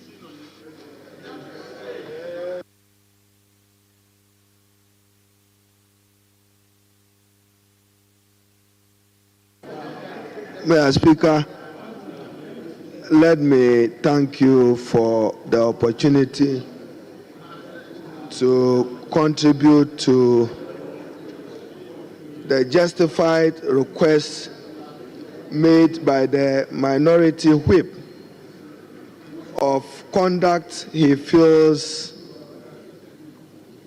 damages his standing and reputation as an elected member of Parliament. Mr. Speaker, as I listen to him, we only can appeal to him that we share what the Honorable Member for Damangu said, that this House must stand united, indeed unanimous, in condemning the conduct and in demanding an apology and a retraction of it, but to persuade our colleague not to pursue further, wanting this matter resolved at the Privileges Committee. Mr. Speaker, the mention of it even on the floor of this House will send some warning to the public and non-members of this House that the Parliament of Ghana is clothed with both penal and disciplinary powers vested in it by virtue of Article 122 of the 1992 Constitution. And Mr. Speaker, contempt, you have been a torchbearer of wanting to preserve the honor and dignity of Parliament, the honor and dignity of members of Parliament, and more importantly, the honor and dignity of our political class. So, to honorable members, we do not and we should not accept that conduct and that insult. Today it is him, tomorrow it may be you. That is why we must stand united in condemning it. But to Honorable Minority Whip, I'm pleading with you that because it's a woman, and you know Ghanaian society and our patriarchal values, forgive her. But before the forgiveness, as the Honorable Doyo, the Deputy Whip said, leader, the Honorable Mama Yarga, we should get the affected person to render an unqualified apology to the Minority Whip and follow with a retraction of the story, and that should let matters rest. I thank you, Mr. Speaker.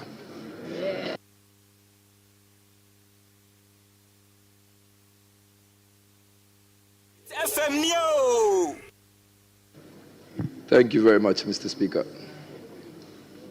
Mr. Speaker. Okay.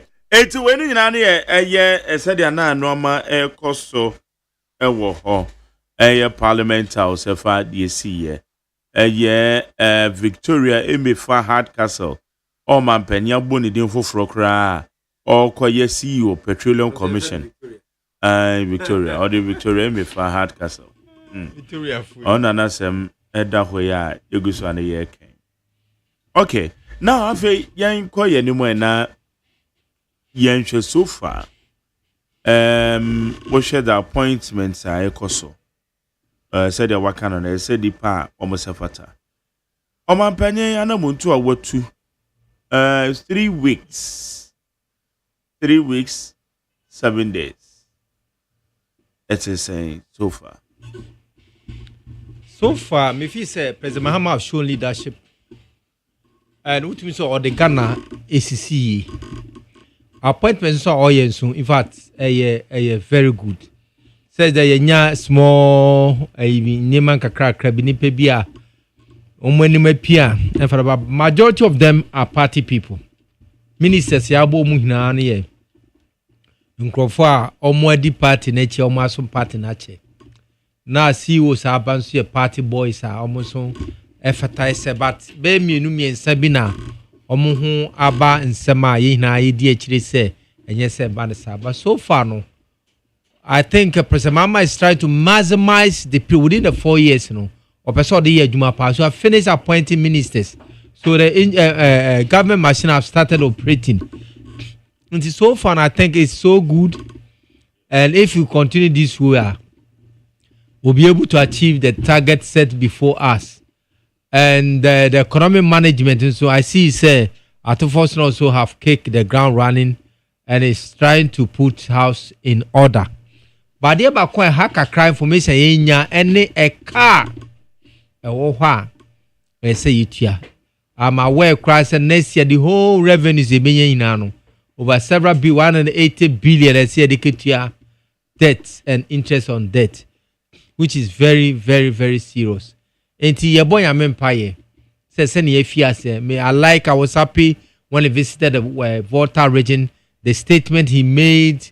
And it's laudable. It's laudable, and it's very. I think the government is in right directions, and we hope say we myself in particular say Ghanaians will see the expectation they wanted in us as they give us the mandate to do it. And I believe the members that have been appointed to various positions will deliver to the best of my expectations. When we say Ghanaians' expectations say very high, our maben swana.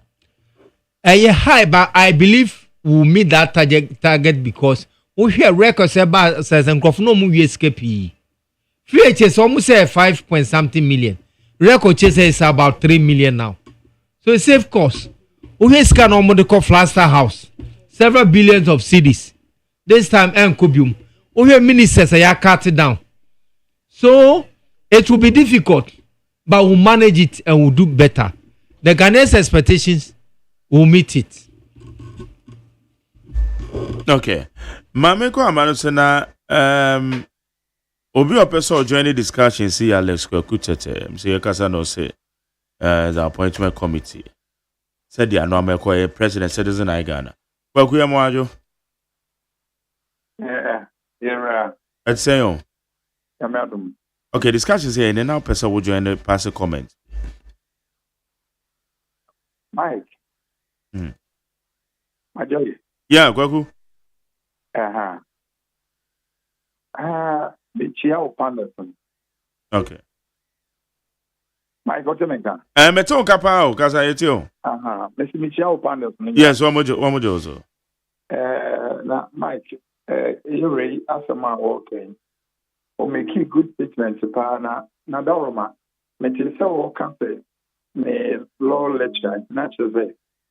Or you be or your woman for an answer or your lawyer me. Was you or your student of law? A student of law. Now, Obia all corrective, my Jerry. Mesreno.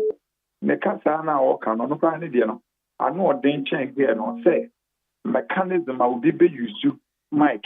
No, the idea election, no, we need parliament. No one but not my Jerry indicates to say. We need election to electoral commission for no, only name me omoje. And now say, ni partner a war no, say, your money to say, we need about or your parliamentary, now what big now, custom Cassie, Umumoka, get an answer. I mean, say, or your lawyer need your lawyer for Liana, ye be more, you need education, yes, you have free. Onyamba be a lawyer, ni, or a student of law. or yellow name one with your fees or today, Mundi. There is or it's a practice law or practice in Chobaba to the bar. It's a monk Casabasa, Nanakasano can and Yefra. So Becate will be a really election in national parliament. How can I make that statement? I know they say, I don't know, member correct it. Say, and yes, I need it. Casat or Barney, yes, there. And Kabea and Kayura, John Dramani Mahama, on Chen and Sign.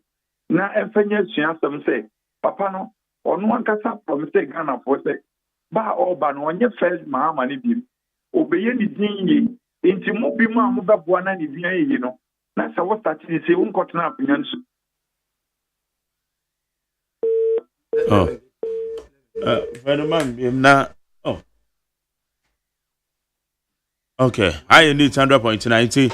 Let's go with that and now join the discussions. The best sign, our friend. Okay, and now just say, Aminia Kaku, I thank you for your response. Nyauka said what I'm saying is harsh. Me hunia maka eye harsh. I not don't pray there no can. And I don't mean yes. And I don't mean to when we need I say no yeah let me explain to him. I don't mean to be harsh on anybody. And when him say we are a servant of the public and we have to give them the due respect. So acknowledge that and I know that intimidate will be a factor. Emma listeners, including you, my brother. Now you are not on prayer. There are records to that effect. Say me cramity. Adi amen penny sisi. Ene sabi. Niema anko yena abanesa. You lost the election. Elections there be a maka. He lost the election. And we lose you. Can you believe that all the 4 recollations? I am challenging and I am charging computer and on money. I'm not on play case should be taken up. Evans, my maker as a metro. The woman is a second son of politician when I can na Jerry. But now radio so can ya say more moka say obi we near all hand you over second.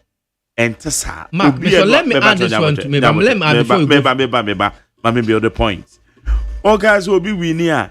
Obi so hand over. Me catch them say, why no Ghana for to a baby obi a win or beka so hand over. Ewe. Eye memo.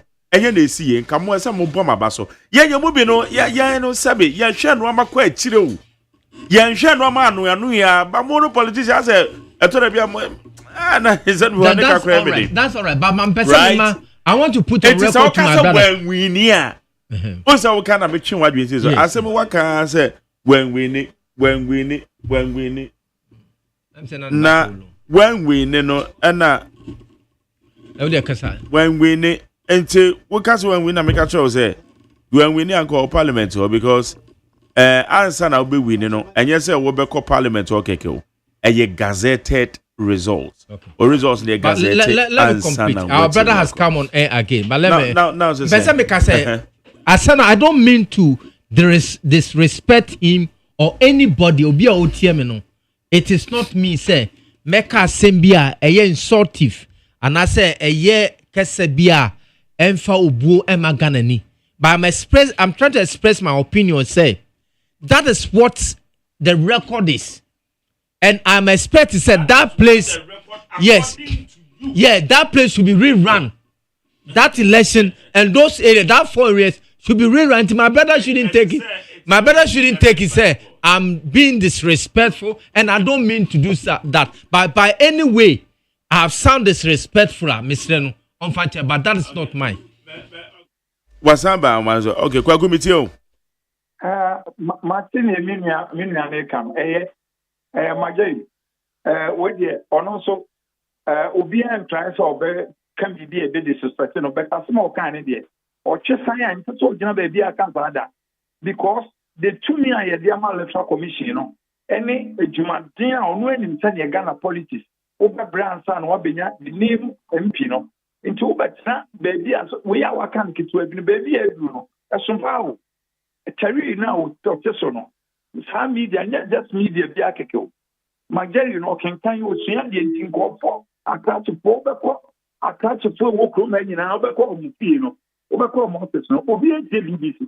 Because on some of the media, Marco could be pen out the economic team and Jerry. Because so many talking can't you before. Go back now on our campaign.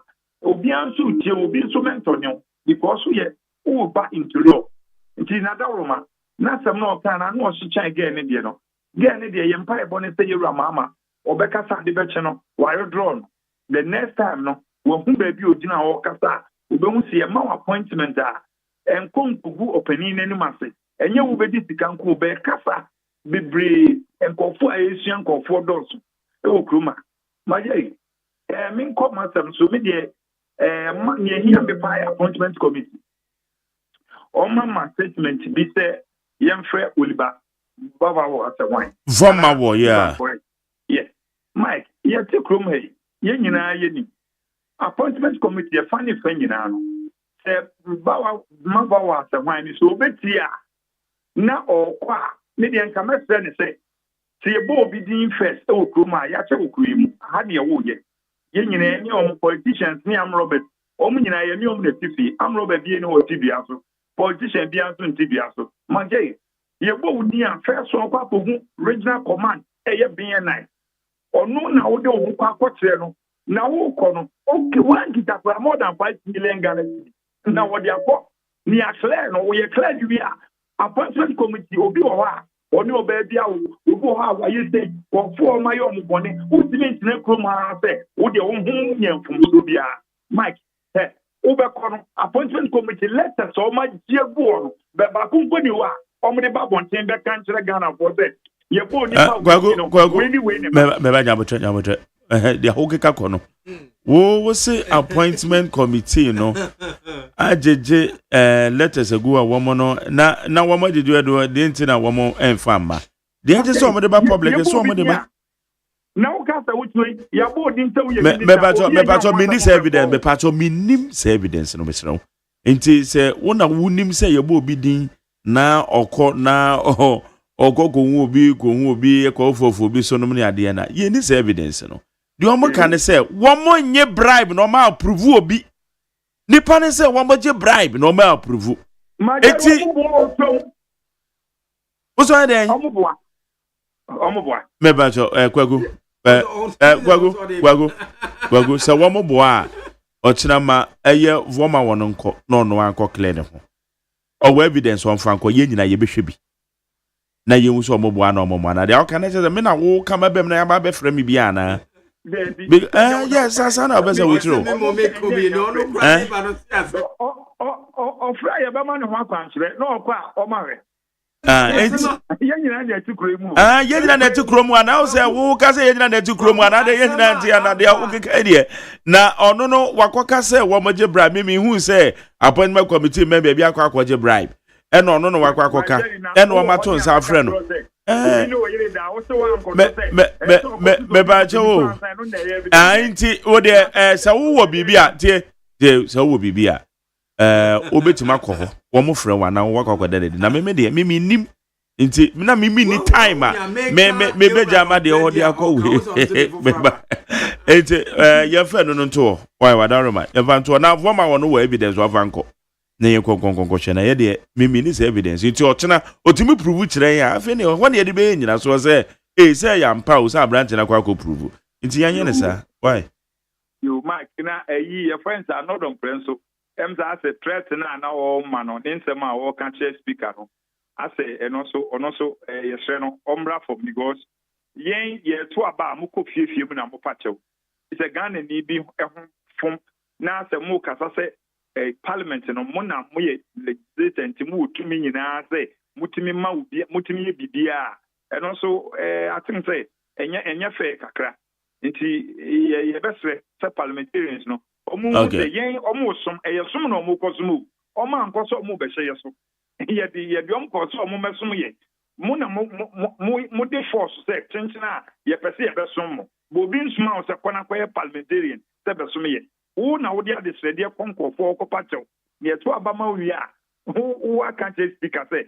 It's a say chinchina ɛsɛ sɛ dealing with obi anaasɛ no ewura ne yɛnim sɛ wankasa yɛ begyae ma Ghanafoɔ na abɛko ama bɛnkyerɛ sɛ parliament yɛ autonomous ɛsɛ sɛ ɔmo ka bibi a Ghanafoɔ no obi ani ho kwan muti wo mu yɛ serious anka muti wo na mo maachi na parliamentarian no afa pipa no awe na speaker nti wo enti ne mo yɛ ne kyerɛ sɛ mo yɛ day next fo mo nyɛ nkɔfo a nyimra se betwafo ne ma mo yɛ ne kyerɛ sɛ day next nkwala de na ya mo yɛ hwɛ parliamentarians no mo mra se de fo mra se betwafo na mo yɛ sɛ ya muti yi mu ni what Madam say anop enyumre one mo yɛ day next fo na this is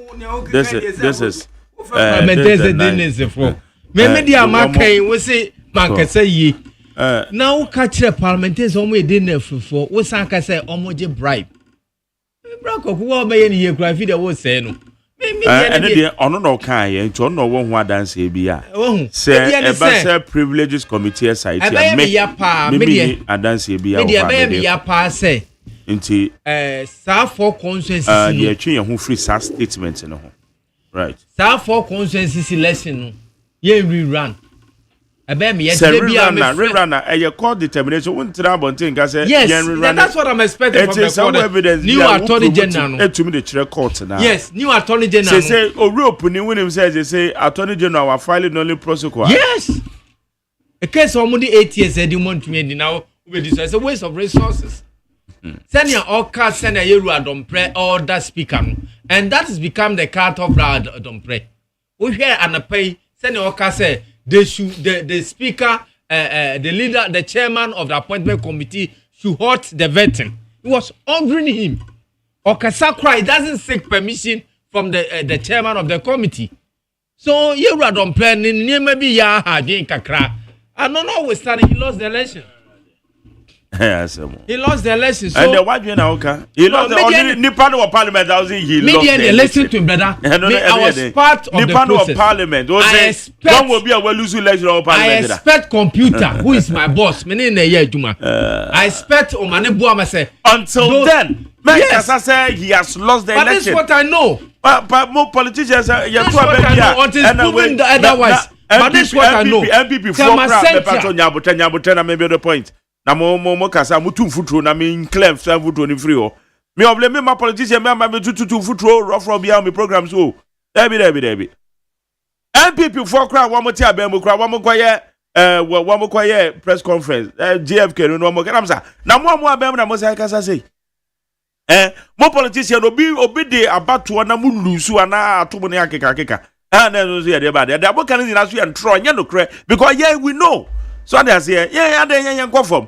We have to tell you on your face, I told you assembly and throw no crabby him. And I would say the Ujina say he has lost the election. One will be a well lose election or parliament pay. We'll say MPP lost 2020. Or MPP lost 2020, I'm also here. That is how it is. And I say, no, man, there be a two baby over Ghana, beer, Obi and away, you say, and away, you say. Ebe mi ya. Computer. If they don't take up this case, ebe mi ya. We have to go to court and rerun those elections. Okay. All right. Mesha Kasante, or say the lady has apologized to another Dompre, and the leadership in the parliament on the other side of on the side of the majority, including the women caucus, has condemned the lady's action. So what else do Anodompre want? The parliament to do...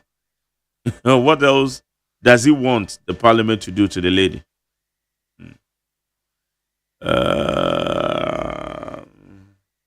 Hey, Osemasa, let's think about bread and butter. But wait, Meshach. To what do we say? MPP ni bi na ya say ana betro na. What the fancy MPP baby. And okoye sa. Let's ensure consistency. We have to be hypocrites. We shouldn't be hypocrites. Mimi ni Mesha Kasante. Mimi ni mpefe say MPP ni baby no yes adi we are. Same message we are Mesha Kasante watch. You won't write this. That's why they lost the election massively. You won't write this message. as you written. Say, okay, lady now apologizing to what else? Dear no here. It is a MPP ni baby na.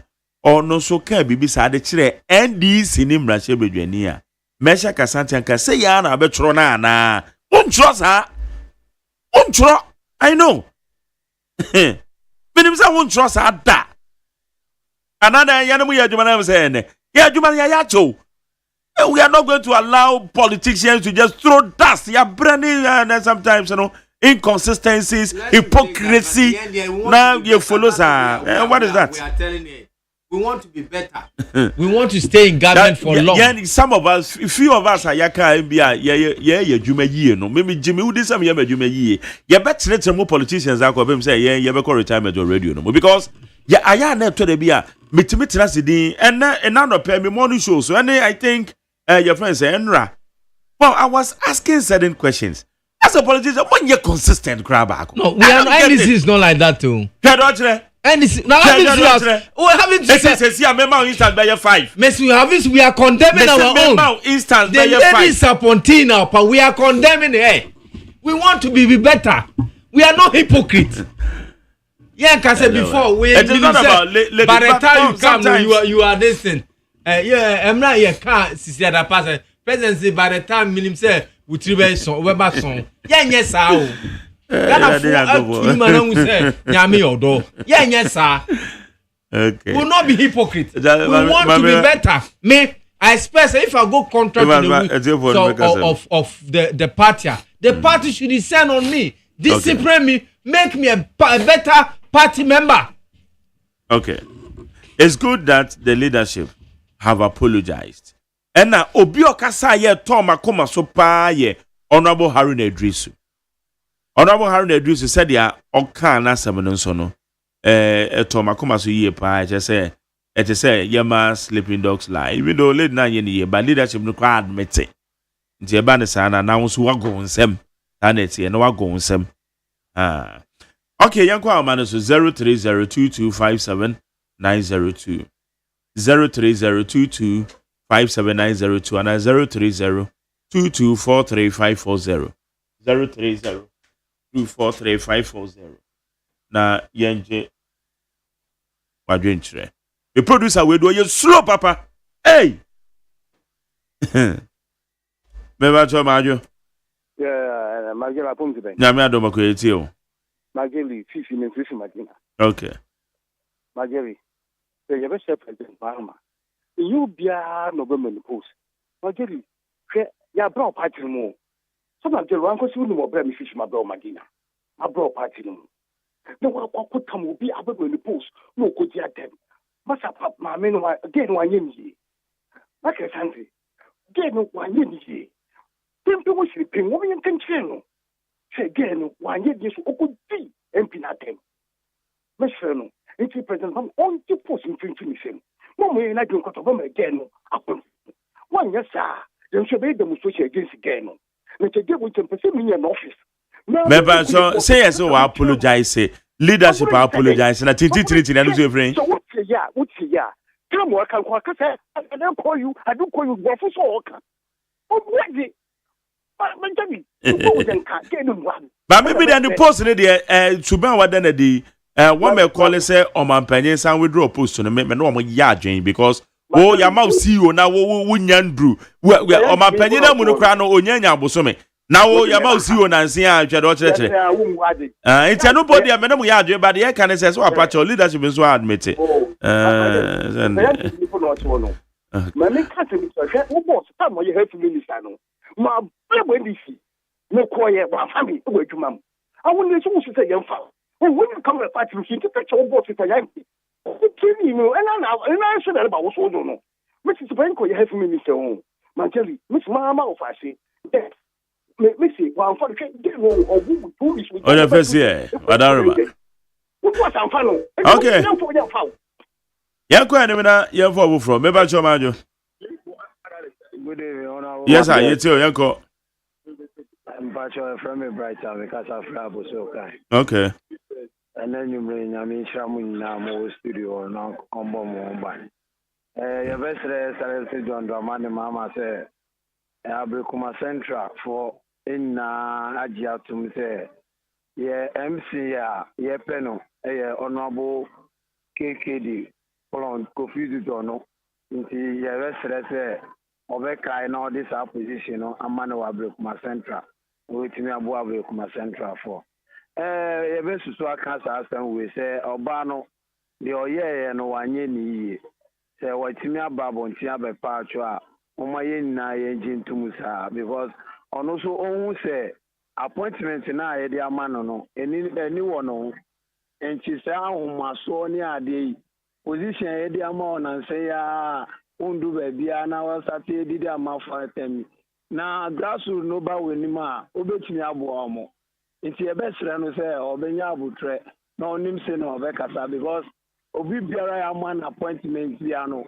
grassroots no ɛrehwɛ no na ɔmo ndwi sɛ ɔmo a ɔmo to abade ma ɔmo no ɛyɛ sɛ ɔmo hwɛ sɛ ɔman Ghana ɛbɛyɛ yie ɛnyɛ sɛ ɔmo ankasa ɔmo ni yɛ sɛ ɔmo kwan bɛyɛ yie nti na yɛde ɔmo kɔtena hɔ nti ɔmo hwɛ na ɔmo gyae saa deɛ na ɔmo yɛ no na ɔmo nyima ɔman no edwuma bi a ɛyɛ sɛ ɔmo yɛ de bɔ ɛsɛ John Drama ne maama ama ne ni da so ɛda n'anim no nti memba mu no ɔmo bɔ mo de sɛ ɔmo bɛyɛ medase o mame fo frɛ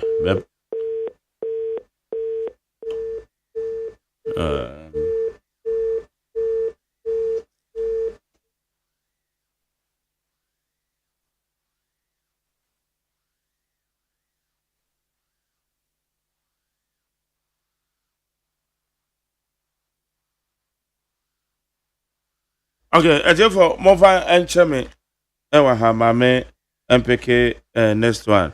Mabacho Majo. Champion McJerry. Yes, I do. And you may not be in council. I mean, I'm a MP. Yes, mammy, about Tampa, either I do SC, I used to answer. Now, get a message, that when I did me MP, about shoes. You drew one, but Lastro, Bomodiana Fablau should to my men. I will about should come up with the pulling at the young Papa Party. Jerry, I am mammy and they would be attempt our parliament, What patcho dear, and this bump and funina a patcho. Now, so na appointment in the engine finish them. Mammy's when what didn't you know? It's when ya or what surface war. Move opening beer or gonna have. Even work at couple of office or pay for memo or obedient winning at them. I never thought they would be a bear she. Pimpo on our unity.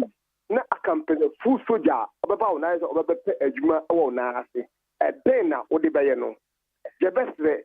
If I wait, you're your mamma, upon the finish sema. A paper apprentice, I'm a beer, I is sober, I'm a work dear. And then can I form my baby what about only baby Kakina, or face Opia and Unipedio. I said, I'll put we are on top of my own. Jan to Abba and for one cock and baby in my own. And you are the mamma who no more appointment. No, Parliament. I can't say who is a Bema attempt here. Now, Jerry, I am a shepherd of ladies at ready MP that them. Never a day. As every other papa from offer me. Okay. That's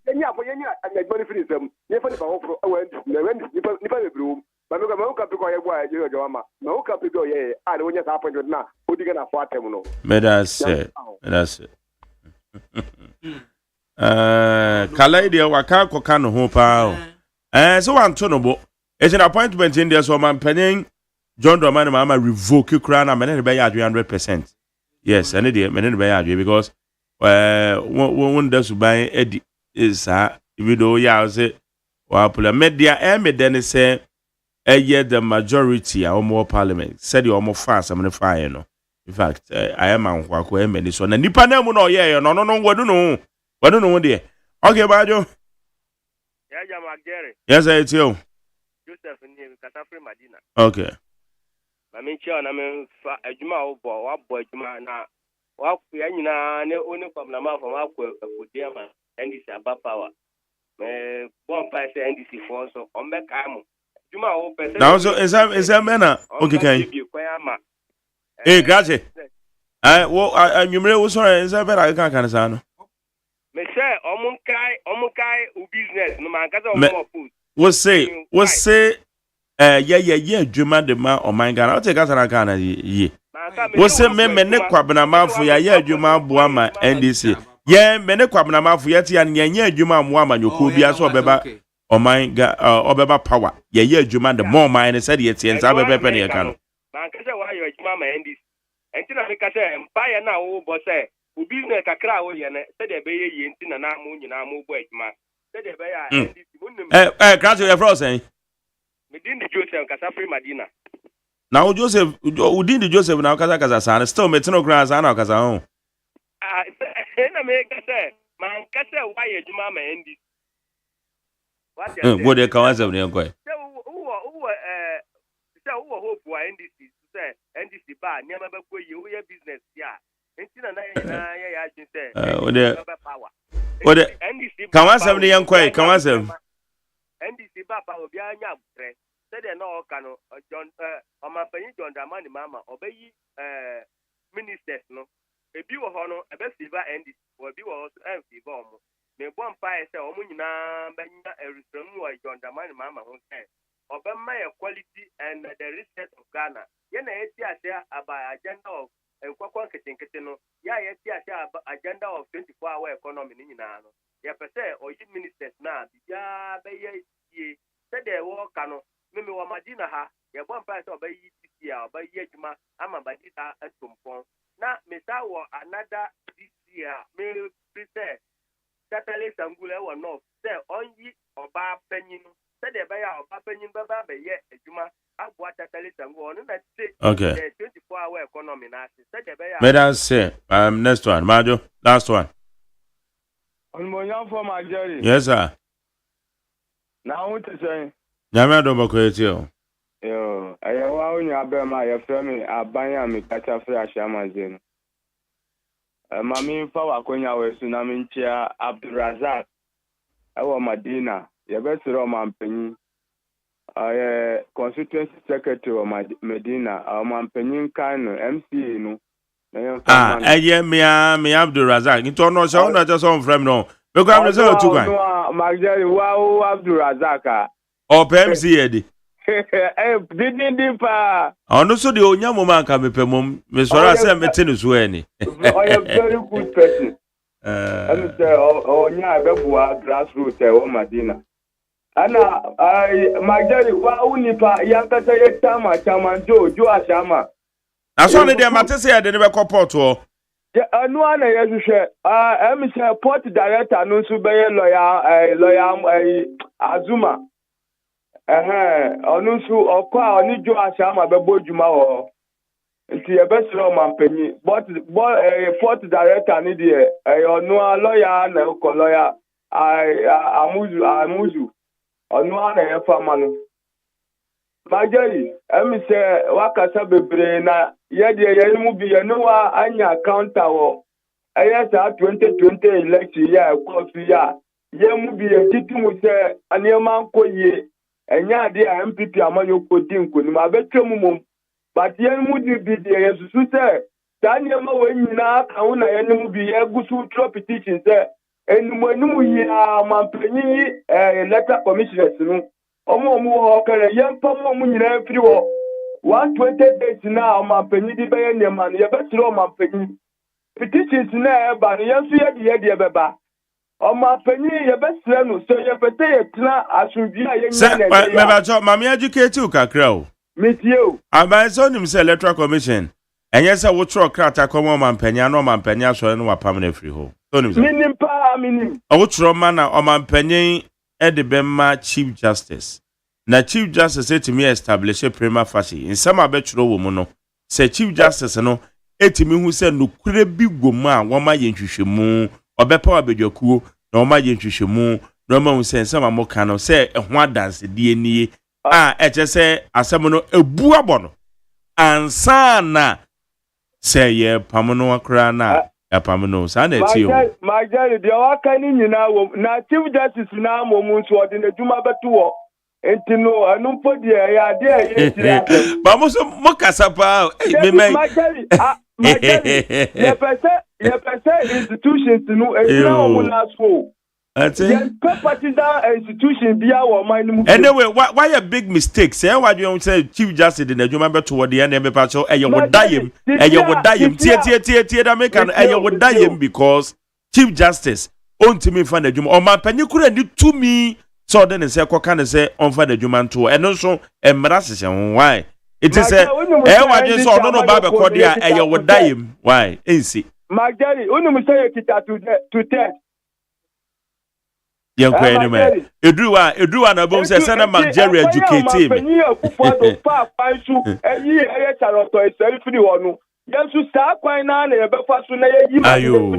Ayo, better say.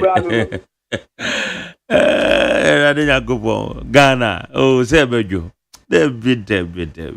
Edio. Okay, and it's here, DVLA. Julius Nikwe Korte. And I knew my penya boni din sonko DVLA. On a CEO. And Okoye Drivers Vehicle Licensing Authority. Enti your friend Julius Nikwe Korte. O my penya boni din say onko eye DVLA. Intina sa pepe enetie. Okay, ya did you make it see?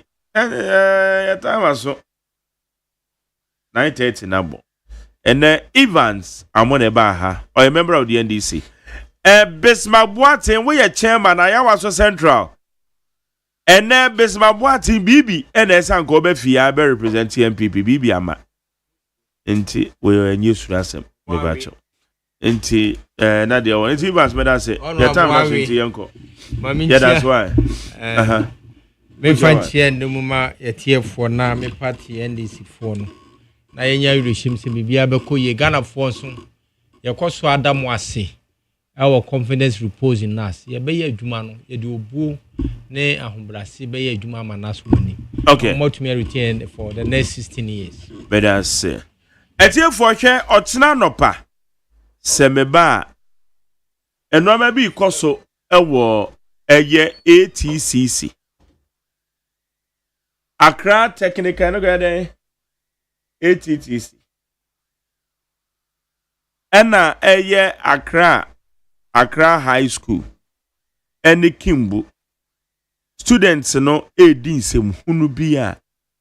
I just say videos are my share crime see afem. Be ye nim adocracy. Students no baako kra the students ni bi minim se wo mo ye himfo. Wo mo anyonko for students ni bi gina obi kiosk won so wo to ade wo mo twe bel no mo de buri mo. Dem na ekoso tantan tansa no. Impunity ne yakane bi ani o.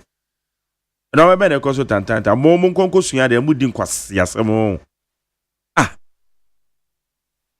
Echa se enya asem keto ankwala yi nam eye wo mu street ni mu kwasa di birikaw biri mo ho ade ochina no pa ode obeti mu asem nyame adom ochina ye be ye ho adwuma se students na so ma dwemu na e kan mo nkosua de na mo be mpanyi papa mo ma me no mo bo mo ka hwe de mo tretre school mo ye ko school ne sense mfun we ye anya bio wa hwe Eje for mo de ochina me the videos ni ade na be kire mo ya me adom ochina no pa ye be di ho komo na me hu ya me bu afu papa.